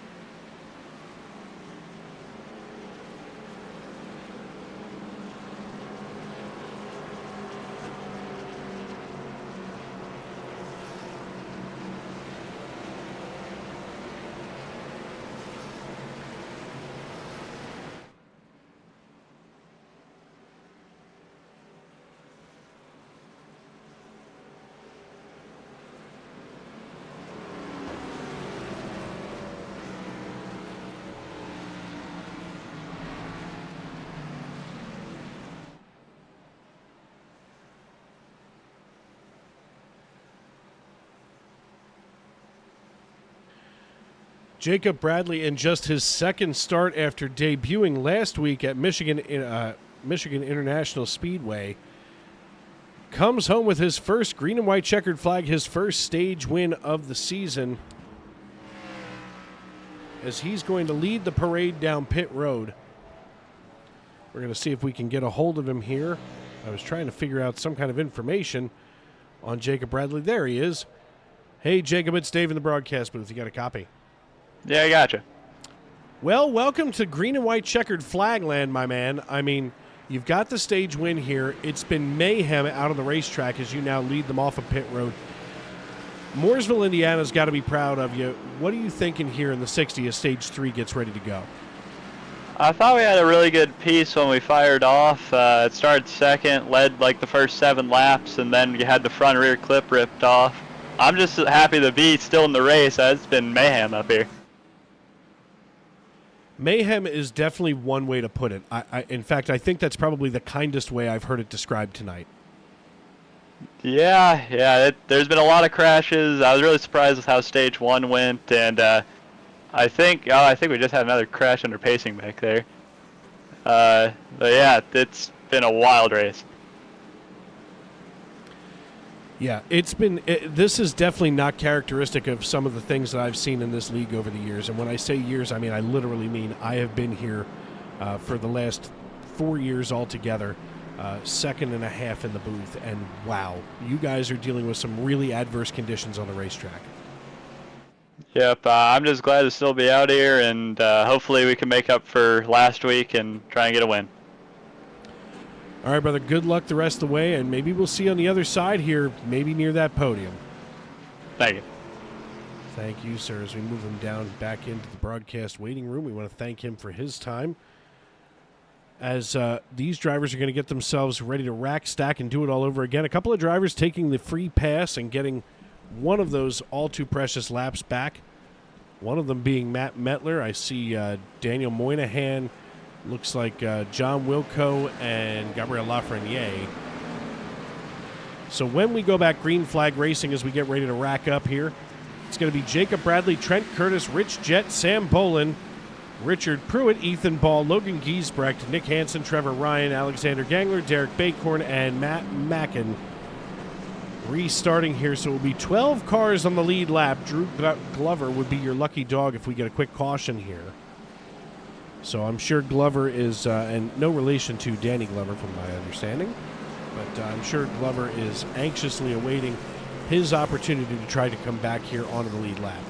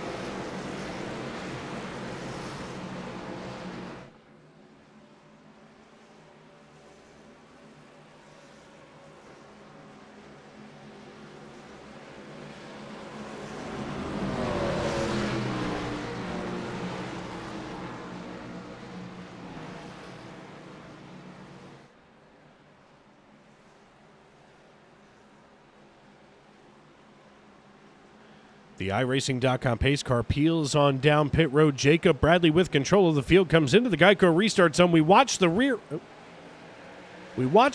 of the 60 drop on down, and off we go. Stage number 3, 35 to go, this time at the line.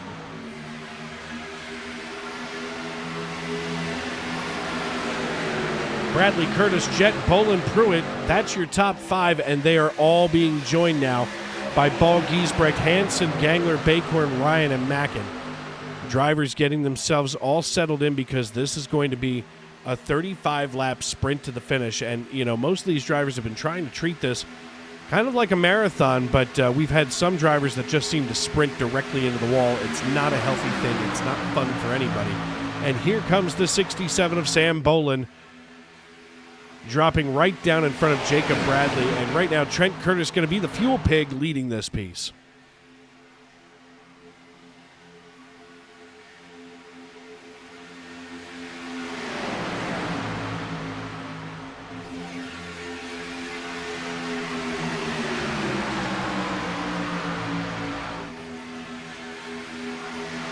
Big swath of drivers calling it an early night tonight, unfortunately, due to some earlier incidents here on the racetrack. But things seem to have gotten restarted pretty sanely here for stage number 3 here on lap number 66. Trent Curtis, Sam Bolin, and now Jacob Bradley starting to break away here on the low side. as it looks like Sam Boland was thinking about trying to go around the 13. He was either thinking about going around the 13 if Ethan Ball can get up there, or he's just burping the temperature here on the 67. One of those two things is happening. And doing it on the high side keeps you from getting too loose, especially as you're flirting with that yellow line. And maybe a little bit of a front bumper push in. And it looks like he does have a little bit of a crinkle dinkle here on the hood. Nothing major. But bad things are going to happen if he can't hit the 13 square. As we're going to go on board here with Sam Boland. Sam Boland was just up against the rear bumper of the 13, and if you don't hit them just right, you can do the same thing to another driver as I did to John Wilco last night, and it looks like the 13 is just drifting back and forth across the racetrack. He's trying to use up as much air as he can from the 67, but the 67 not able to keep it square because the 13 is just kind of wobbling as he wiggles it just a little bit.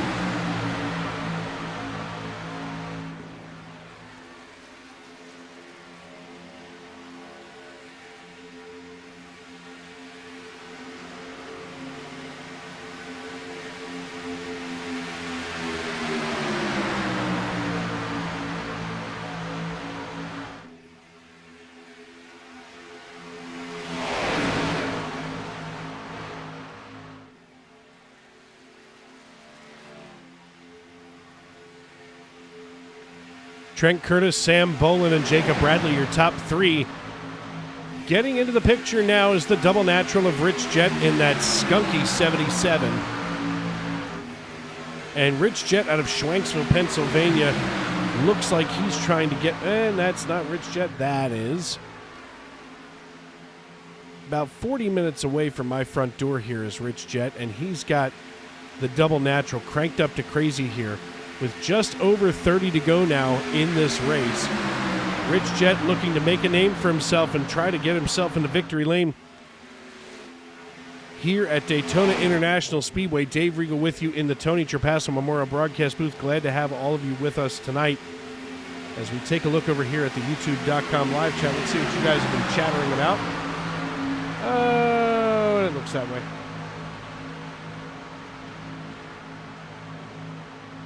I'll just keep letting you guys do. Hey, whoa, hey, whoa, whoa, whoa. What is that back here with the 99 trying to get around the lap car? That was a good save by all involved.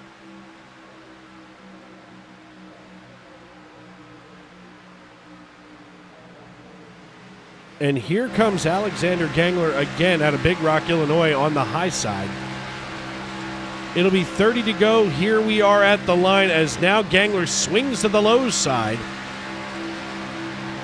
As we go on board with the 8 car, he gets a run now. He thinks he's going to try to side draft the 77 of Rich Jett. He does. You can see that 77 cambered in, and wow, my God, he is twisted for heaven. As we now look out the rear, we can see Jacob Bradley pushing the 8 machine. Let's look from above because that's got to look impressive from up here. And here we go down the back chute. And as we come into turn 3, Bradley all over Alexander's rear bumper. The 60 and the 8 working together here on lap number 71.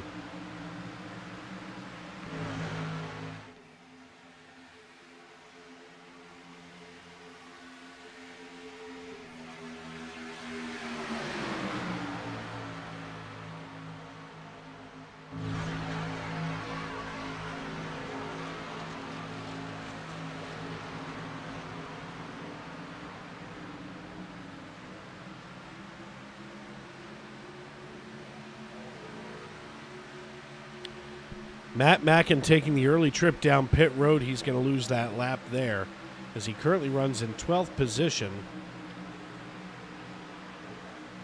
And here comes Alexander Gangler. The 8 machine is in the lead. The 8 car, of course, the last one that yours truly was behind the wheel of here in the Xfinity Series. And my God, look at them go. That is something to be proud of as Alexander Gangler out of Big Rock, Illinois leads this piece now with Trent Curtis to the low side. He's being pushed along now by Jacob Bradley, and Curtis gets a run here into 1 and 2, and on exit he's got a great pusher in Sam Bolin. But right now, Alexander Gangler has just decided this is going to be the time that he finally gets himself into victory lane. We're just about at 25 to go, and Alexander Gangler is ready to make a statement here in the Xfinity League.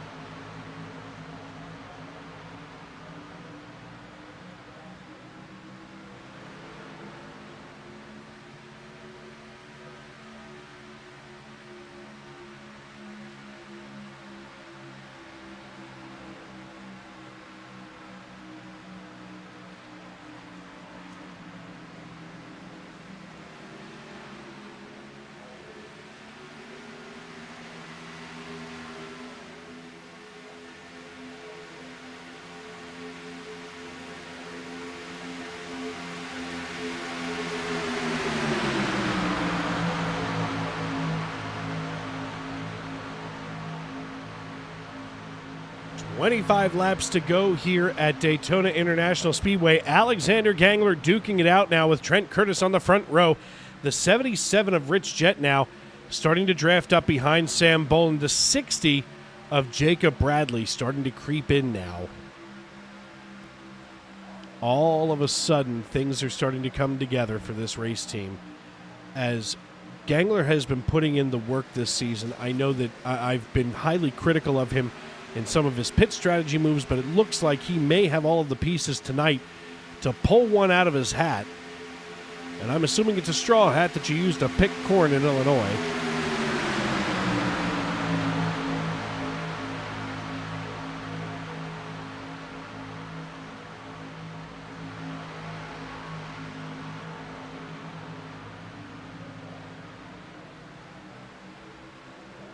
Wishing a happy birthday to the Craig Service Group's Rich Clark, as Richie has now entered the Dirty 30s, so always a big thank you to Todd Craig and the Craig Service Group. As now look at the 60, push the 8 down into turn 3. What a shove he gets, as that gives him the nose advantage over top of Trent Curtis in the 13.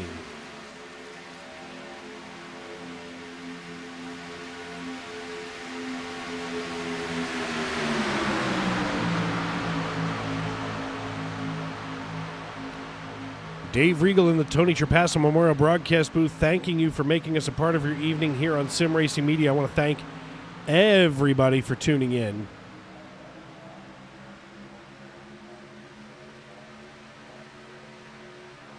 Of course, the birthday wish that I just sent out there is for Richie Clark, and he is just one of the greatest people that I've come across in my day job. And Richie now hitting the Dirty 30s. Every time I've had him out on the property that I work at for my day job, he has always done a knockout job. So big thank you to Richie. It's been a rough couple of months here for him, but you still get to celebrate when you turn 30.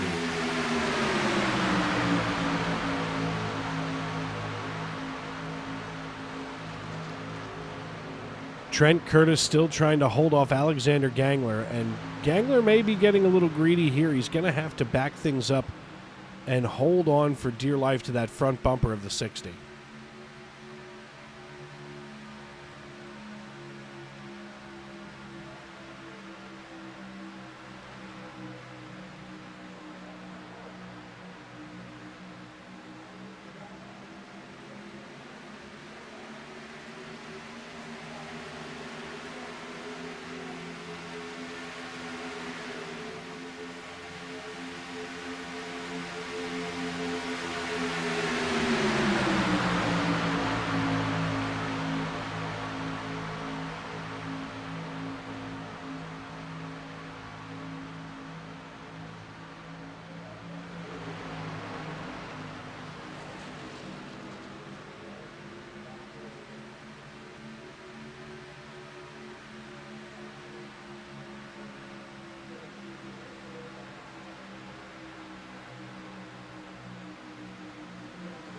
Alexander Gangler drops to the low side. He catches a little bit of double yellow line, but he's able to keep it together in front of Trent Curtis, as now he is in sole possession of first place, holding off Trent Curtis. Now we have to watch the 60 of Jacob Bradley, as that sole possession of first place evaporates like a fart in the wind. All of a sudden, Trevor Ryan has become the drafting partner of the 60 of Jacob Bradley.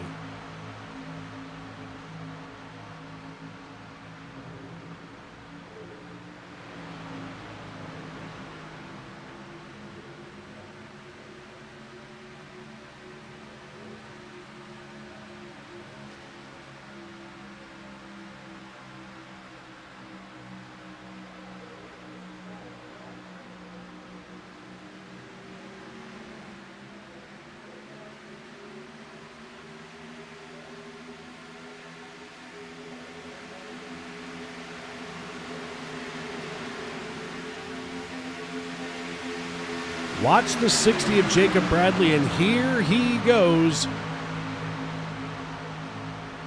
Now Trevor Ryan on the high side being shoved along by Derek Bacorn in the 23. The lap cars are going to be suddenly a factor here as we go on board now with Jacob Bradley. We take a look from the nose cam. There they are trying to make a decision so that we don't have to avoid them like crazy like the last time. They're still switching sides of the racetrack as we get ready to haul it down here into turn number 3 with 20 laps to go. Jacob Bradley is holding on for dear life, hoping that the lap cars stay out of his way as he rolls it out of turn number 4. He's got to figure out a place to go. There's the one of Mike McConville. All of the lap cars stay to the inside. The 63 of Brock Packard, the 3, and the 01 now of Matt Mackin as they finally get by safely. Let's see to it that everybody else does the same thing. They do. And here comes Trent Curtis just behind the 60 of Jacob Bradley. 3 wide now. There's the meat and the sandwich, Alexander Gangler. Watching Gangler up here like a surgeon trying to find his way back into line. He knows that he can't be held out to dry for long.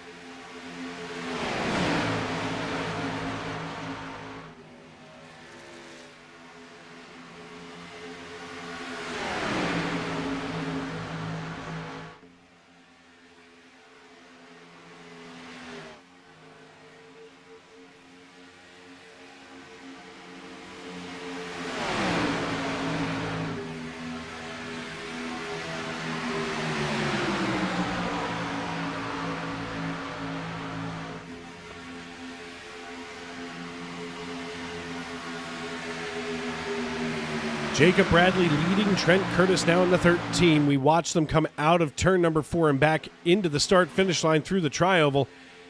Here comes Bradley holding on to the low side as they come into turn 1. They make it through 1. Here they go through 2. And Gangler is not going to give up. He obviously has, or at least thinks he has, the fuel to get to the end. I don't think he does, as it looks like they were both last down on lap number 62. We're now on 83, 17 to go. Let's take a look at the pit strategy because this is going to be a major factor tonight as we pull that up. 21 laps. It is going to be so close. So very close.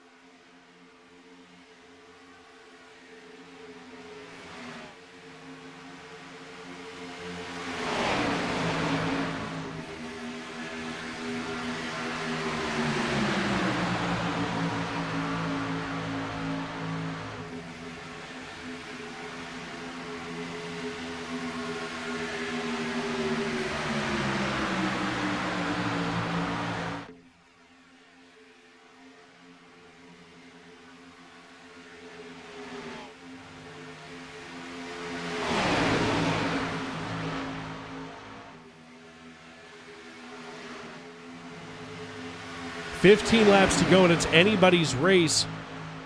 Fuel is going to become a factor. We almost... I don't want to say it. It's going to get too ugly. I don't want to jinx it.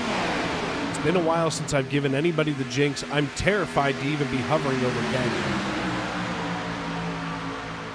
I'm terrified to be hovering over anybody right now. It's a shame there's not like a beer stand cam that I can't just get on top of.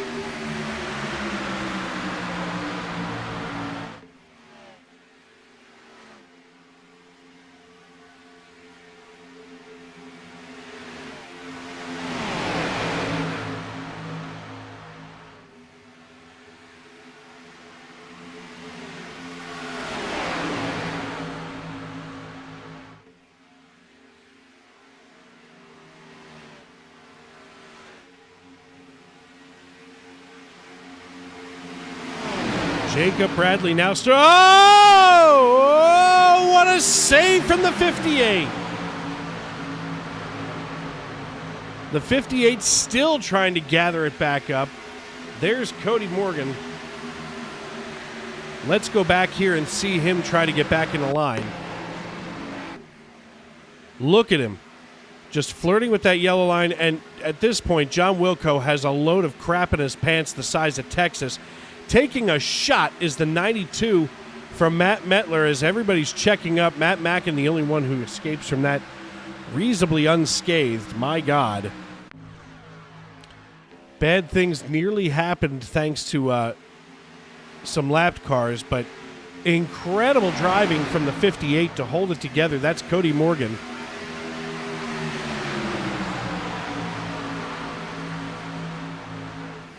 $13 to go now.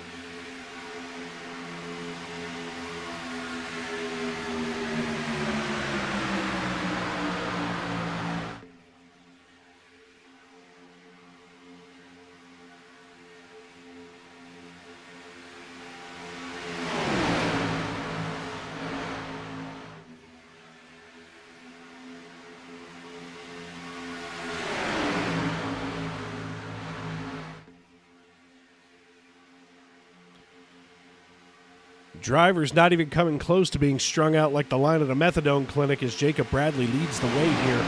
With Trent Curtis in tow, Alexander Gangler trying to set himself up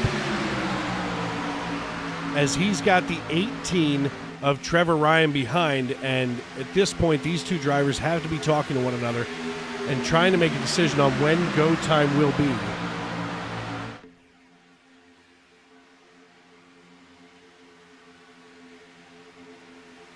Gangler not even in the same race chat, so they've got to kind of figure one another out as they work together here with 10 laps to go.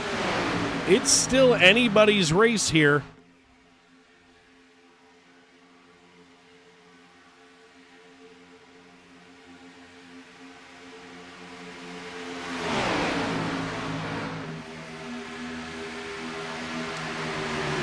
Nearly 3 wide was Alexander Gangler as he got a little loose in front of the 18. He slid down toward the middle but managed to keep it together, and now the 18 is shoving him through the tri-oval on the high side of Jacob Bradley. Now these laps are starting to click down as the sand in the hourglass runs out. 9 laps to go.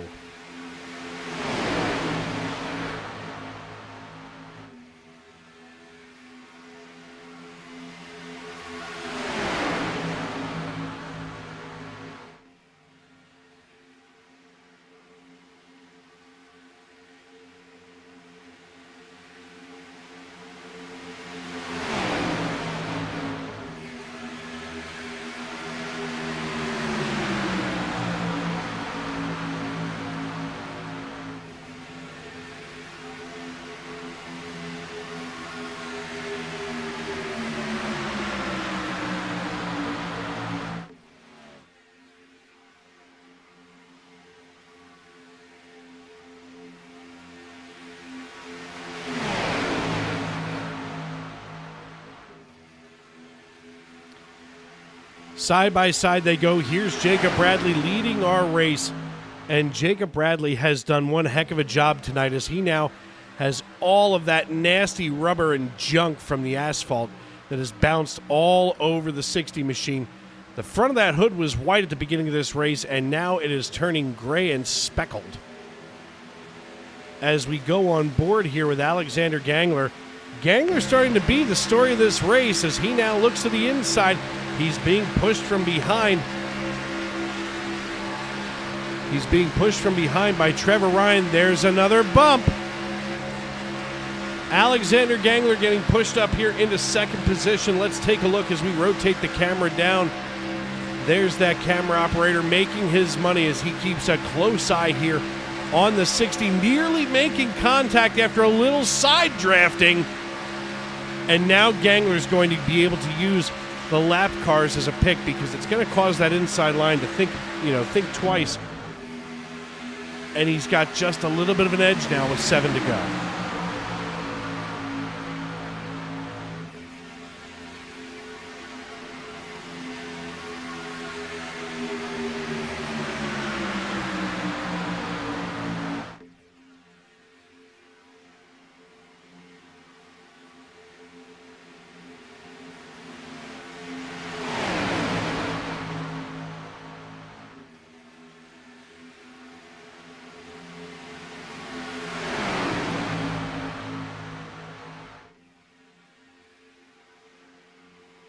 Six laps to go, and Jacob Bradley is side by side with Alexander Gangler. Gangler has been in this league longer than even I have, and I'll tell you what, this young man has put the work in. And in the words of that doctor from the 600-Pound Life, you got to do the work. And work he has. Gangler lost 4 positions after last week and missing some time here. He hasn't raced since July at Indianapolis Motor Speedway. And this season, he's got 15 starts. He's got an average start of 20th, 26th. He has an average finish of 17th.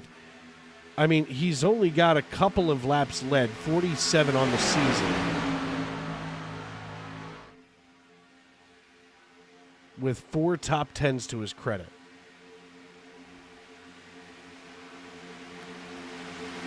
This is Alexander Gangler's race to lose at this point. I think this guy is holding off just a little bit, trying to save a little bit. A little bit left in that motor for Gangler. And Gangler keeps trying. You know what? He's playing with fire.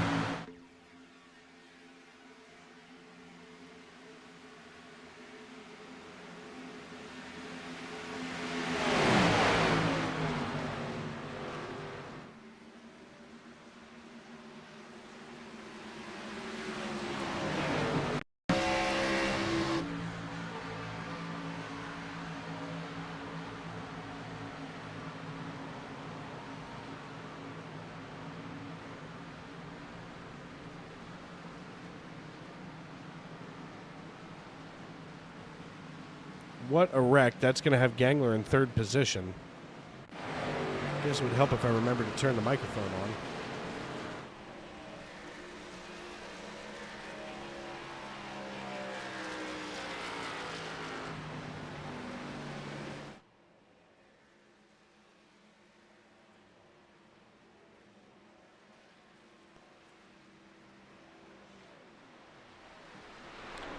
Let's see if anybody comes down pit road. We're going to step aside one final time before going NASCAR overtime. I'm Dave Regal, and this is Monday Night NASCAR.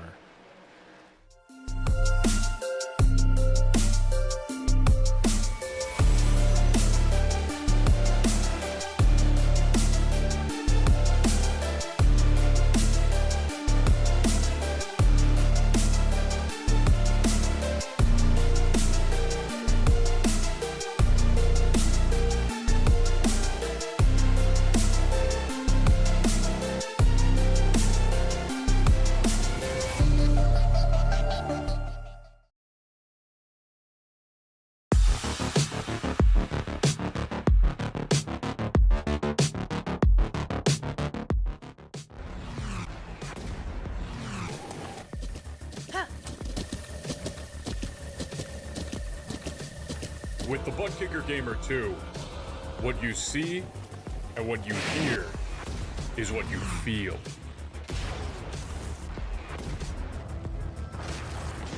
Butt Kicker. The future is feeling.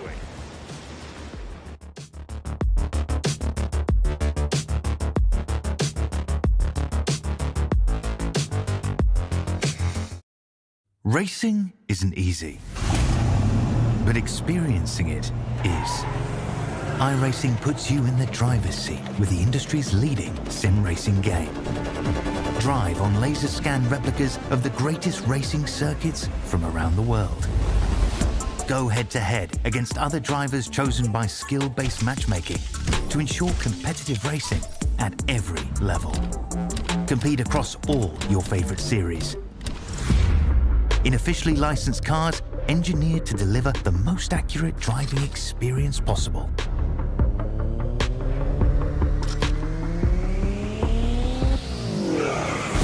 Join a race or host your own with players from across the globe. Race against the computer or in a league with friends. Feel the thrill behind the wheel. Visit iRacing.com.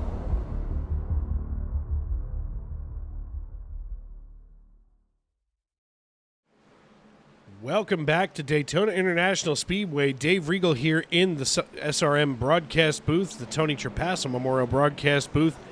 And folks, we are in NASCAR overtime mode here for the Monday Night NASCAR Xfinity Series. And folks, I cannot be more excited for the way that this is shaping up to end. 7th caution of the night, 5th for cause.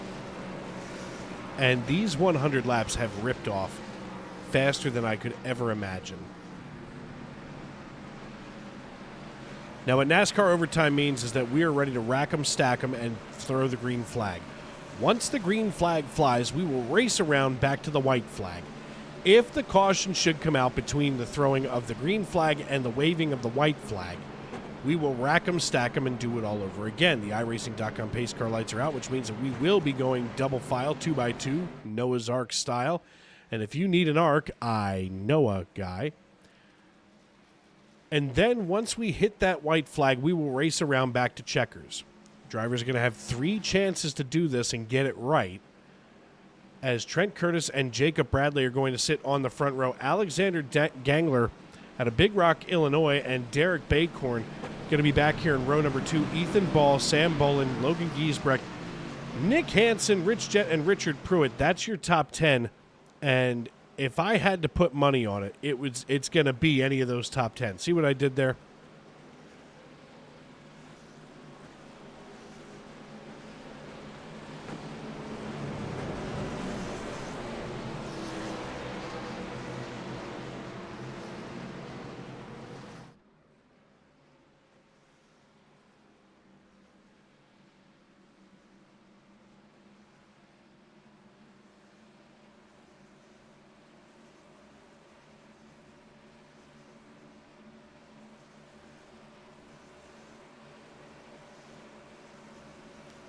Jacob Bradley going to have control of the field. Trent Curtis takes the high side. And folks, this race is only just beginning. Consider this almost like the initial drop of the green flag. This is anybody's race. That draft can be affecting all kinds of drivers from start to finish here in that top 10. If Gangler can get a really good push from Sam Bolin and get around the 60, fine. But to be on the high side is where you want to be right now. That's where the most speed is locked up, and that's where you can really get the momentum. The iRacing.com pace car peels on down pit road. Jacob Bradley hits the Geico restart zone. NASCAR overtime. Here we go.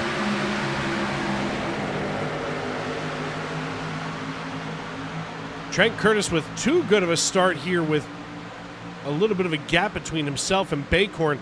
It looks like Gangler is going to push Bradley as hard as he can, but now he's losing help as it looks like maybe the 67, if he wants to. Here comes the 99. Here they come down the backstretch. 2 laps to go. trying to fight their way back to the white flag. Side by side is Jacob Bradley and Trent Curtis. Trent Curtis now takes the lead. They go fender to fender.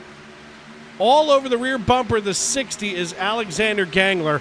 And Gangler fighting for a podium finish tonight here in his MNN career. As we come out of turn number 4, Barney's got the white flag in the air. The popsicle sticks go down with the white flags in the air. We're racing back to checkers. This is still anybody's race. Nobody making the move just yet. There goes the 67 of Sam Bolin. Organized as all get out is the bottom line. And now Nick Hansen slides in front of the 13 of Trent Curtis. Now Trent Curtis gives a bump to the 99. The question is, there he goes! There's the move from Gangler! Gangler gets the pass over top of Jacob. Bradley's on the low side. Gangler's being pushed by the 99 of Nick Hansen. They come out of turn number 4. This is still anybody's race. 3 wide. It's going to be closer than close. There it is at the line. Alexander Gangler gets the win. Alexander Gangler gets the win for the 8 car.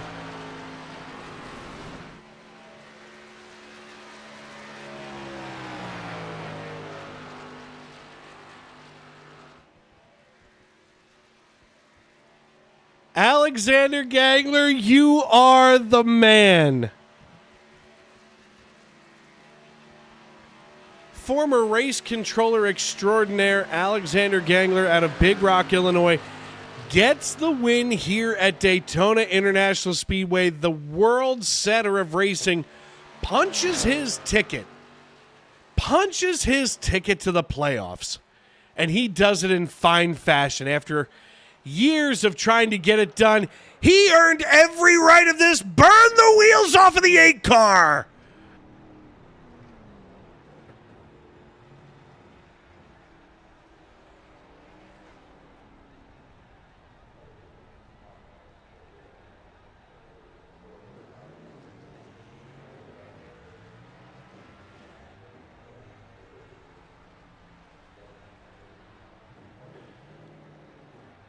I have been waiting so long to do this interview with Alexander Gangler, driver of the number 8 DeWalt Toyota Supra. It's about damn time. Alexander Gangler, it's Dave up in the booth. You got me?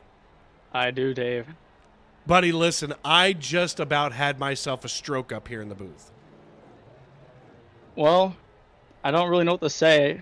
I mean, we've been good here the last 4 or 5 times I've raced in the Xfinity Series at Daytona and Talladega. I think I was second coming to 3 to go, if I remember right, last in the spring, and I got wrecked out from there. Brought the same setup, brought the same car, we completely rebuilt it, and here we are now. Somehow here, I still don't know what happened. I blocked some around the outside, and buddy, it was a 3-wide battle to the finish, and you came across at literally the only moment you possibly could. I heard you say on the radio, and correct me if I'm wrong, did you really run out of fuel? I ran out of fuel and out of turn 2. Not after the line, so I couldn't do a burnout, but it was close. You earned the burnout this week, and we're watching the replay now, and I mean, I have never seen this close of a finish here in the Xfinity Series. I mean, you literally won by half a wheel well. Yeah, I want to thank the 18, the 99, the 60, and the 23. I mean, that's the only reason I was up in the battle was the 18 was pushing me for the last good, 20 laps at that point before the yellow came out. And then Derek, the teammate, came in at the end, said he was going to push me if he had a chance, and somehow I ended up with a chance. So, well, listen, man, congratulations. I am so proud to watch the 8 car roll into victory lane. Whether it needs help from somebody else or AAA to quick give you a couple gallons of fuel to get there or not. Man, I mean, you have gone from race control extraordinaire on Sunday Night NASCAR to victory lane here in Monday Night NASCAR. I mean, I am so happy for you. Yeah, thanks, Dave. All right, brother, listen, you know the drill. Oh, maybe you don't know the drill. You've heard me do it. Now you need to fill in here. Who else helped you get it done on the 8 crew tonight? And who do you need to shout out for this win? Well, I did a little bit of again the 99 Nick, Jacob Bradley, Derek Bacorn. I think all three of them ended up in the top 4, and then we got the 18 of Trevor Ryan. He gave me some really good shoves. We got Kavaja, even though he wasn't here today, he helps out a little bit. Randall, Anthony helped us out quite a bit before he had his issue. Pretty much the whole band of racing team had a hell of a run. Yeah, I mean, listen, man, you went out there and absolutely laid it down like crazy, and you earn every bit of this. Well, but, thanks. Congratulations. Your ticket to the playoffs is officially sealed, so you can breathe a sigh of relief. You managed to overcome all of that. We'll see you next week. Congratulations, and hey, listen, I mean, look, I'll have to send you a DM because there's just so much happiness and emotion that I have for you right now. Congrats, man. Well, we'll see about the locked in the playoffs. I don't know where I'm going to be after this race, but I might be 20th on the list, so we'll see how close it is after You'll be fine. You'll be fine. All right, brother, listen, I'll talk to you later, and good luck. We'll see you next week. Thanks, Dave. Well, folks, that's the voice of our race winner, Alexander Gangler, driver of the 8 machine. Next up here on our podium, finishing P2 tonight after starting P2, is Jacob Bradley, driver the number 60 out of Mooresville, Indiana. Hey, Jacob, it's Dave. You got me? Yeah, I got you. Buddy, listen, I mean, I would be a liar if I didn't tell you I was secretly pulling for Gangler. He drives my old car number, and, I mean, it's just exciting to see the 8 car in victory lane. But here you are, finishing P2, I mean, doing everything you possibly could to get it done, and you still fall literally half a wheel well short. I mean, how do you feel at the end of this one? Yeah, I had a really good car. It was really good out front. After we fixed the damage on lap 7, when I was involved in that big crash, lost both clips. It was like 4 minutes of damage. So I was just thankful to be up there all race, and I was glad that the car still had as much speed as what it fired off with after he got all that damage fixed. I was just hoping at that end he wouldn't get clear behind me because I knew I'd probably find a way to lose the race if he got clear, and top line dissipated, and Gangler ended up getting it done, so you win him. Yeah, I mean, somebody had to get it done and somebody had to finish second, and here you are.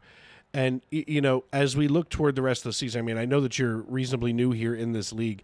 I mean, what are your takeaways from some of your experiences that you've had here on the asphalt?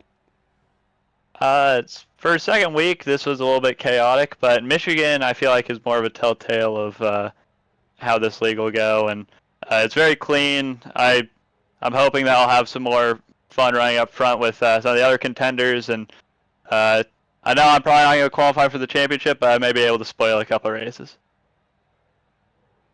All right, brother, listen, sounds like a plan to me. Before I cut you loose, who do you need to thank and who helps you get it done here on the 60 team? Yeah, I want to thank my team, Payday Racing, always following me, and I want to thank my parents who are watching the broadcast, and of course you for doing it for this league. All right, my friend, well, listen, congratulations once again, finishing P2. I appreciate the kind words, and we will see you next week. Thank you. That the voice of Jacob Bradley, who started on the front row, finishes in second position tonight. And last but certainly not least on our podium is Nick Hansen, driver of the number 99. Hey, Nick, it's Dave up in the booth. You got me? Hey, Dave. How you doing, buddy? Man, I'm good. Cleveland rocks, and so do you, man. I mean, you really tried to put it together tonight here on that final lap. And, I mean, Gangler only beat out Bradley by about a half a wheel well, and you weren't far behind that. I mean, it was literally a wheel well between you guys. I mean, how upsetting is that, or is that somewhat encouraging as we head deeper into the season? I mean, hey, man, the sim says I got P2, and so does I checked the results outside, and it said I got P2 as well. So, I mean, it's either second or third, and, either way, it's a hell of a run for this team. Just we've kind of sucked the last month or so. Some errors on my part and some things just not going our way. But it's been a tough month to put a good run together, and I love Daytona. I love plate racing. This is definitely, somehow I won Bristol last year, but this is definitely my strong suit and where I see myself best. So just an awesome run for this team. Yeah, I mean, you know what? It's definitely a team effort. I mean, I appreciate you guys up there in that stable where you come from. And, I mean, you guys always manage to put on one hell of a show here. I know that the JAR TCR group kind of got a little sideways tonight, but for lack of a better term, and I'm a Philadelphia sports fan, there's always next week. What are you looking forward to as we get ready to turn the page and get away from the super speedway? I mean, I just want to keep it hot from here. Darlington it's a tough track, but it's one that I feel pretty good at, and one that if you just use your head and make smart moves and practice a lot of give and take, you can have a good result there. And a lot different from Daytona, but similar approaches, and excited for that. And I know we have Atlanta coming up too, and shamelessly, I know not everybody loves the plate stuff. And my own team owner hates the stuff, but I love coming to these and having a shot. So. Oh yeah, these were always my favorite races, and to full disclosure, Gangler's got my number, so to see my old car there in Victory Lane tonight was exciting. It was emotional for me. But, of course, for you guys from the JAR TCR stable, I mean, I feel like I've gotten to know all of you really well. And I know that you'll keep that composure, and Darlington will just be another race where you've got to, go out there and outshine everybody. So before I cut you loose here, who do you need to thank and who else helps you get it done here on the 99? I mean, there's a whole list, but definitely starts with Mike McConville, our setup builder. It really sucks he got wiped out early here, but he builds rocket ships each and every week for us, and things that put us, we're fast, but also that are comfortable and drivable for us. So starts with him and team owner Trent Curtis. Ethan Ball is like my best friend, so we were hoping we get hooked up there and be able to get one of us in P1, but saw an opportunity and took it. And also, shout out to Parker Retzlaff. He's contributed a lot to this team. Some good setup stuff and just his approach to racing. And he taught us some things on Saturday night that made us proud. He's catching a little bit of flack, but he made us proud, and just taught me to go find some work. It don't matter who it is, and in that way, it worked out being Gangler. But Gangler's a good dude and deserves a win, so the hell with it. So. But shout out to my whole stable. There's Keith and everybody, Brock, Dennis, everybody. There's too many to name, but just awesome group to get to race with every week. All right, my man. Listen, you could not have said it better than what you did there. So, congrats on the P3 finish. We'll see you next week. And listen, good luck the rest of the season. I appreciate you, buddy. Thanks for doing it every week, and hope to be talking to you more. Absolutely. Listen, I appreciate you. Thank you very much for the kind words as we get the 99 driver out of here. And, folks, we look every week to turn the page. But this week, quite frankly, I have to dwell on it. I mean, this win by Alexander Gangler means so much to this league. And for the time that he used to be able to invest in this league, especially as our race controller on a Sunday night. I mean, that is the most difficult job in all of racing, to be race controller or race director. And he did it with such grace and such, stamina for every week, putting it together. I'm just so happy for him that he's finally able to get the 8 car into victory lane. So congratulations to him. And before we get out of here tonight, we're going to take one final look at our results. Alexander Gangler gets the 8 car into victory lane. He's joined on the podium by Nick Hansen and Jacob Bradley. Derek Bacorn and Rich Jett round out your top 5, while Ethan Ball and Trent Curtis come home 6th and 7th. Sam Bolin and Logan Giesbrecht come home in 8th and 9th, while Richard Pruitt rounds out your top 10. Drew Glover and Randall Watkins come home in 11th and 12th, while 13th and 14th go to Matt Mackin and Matt Mettler. Chris Claude, the chief cook and bottle washer here in the SNN Cup Series, brings home 15th position, while Keith Black and Trevor Ryan come home 16th and 17th. Brock Packard gets the 63 into 18th position, while 19th goes to Daniel Moynihan. Brandon Minto and Claude Furling go 21 and 22, while 23 goes to McAdoo, Pennsylvania's very own John Wilco. Cody Morgan and Anthony Savignano go 24th and 25th, while Mikey Mac McConville out of South Jersey, the setup builder genius rocket scientist, comes home in 26th. Ron Fitting and Payson Lindsay come home 27th and 28th, while 29th goes to Michael Witt, and rounding out your top 30 is Sylvain Jolie. The best of the rest goes to Diego Rodriguez, Austin Call, Bennett Allen, Parker Retzlaff, Ben Garrity, Matt White, Aaron Mack, and John Crow Sr., who round out the remainder of the field.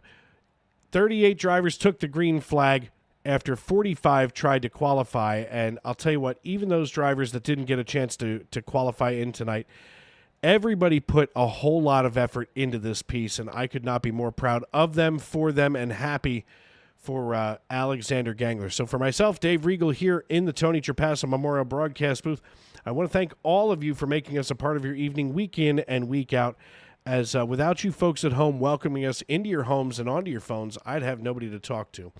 So for everybody here at Sim Racing Media, thanks for watching, thanks for tuning in, and tomorrow and every day as you walk down the road of life, please don't play in traffic.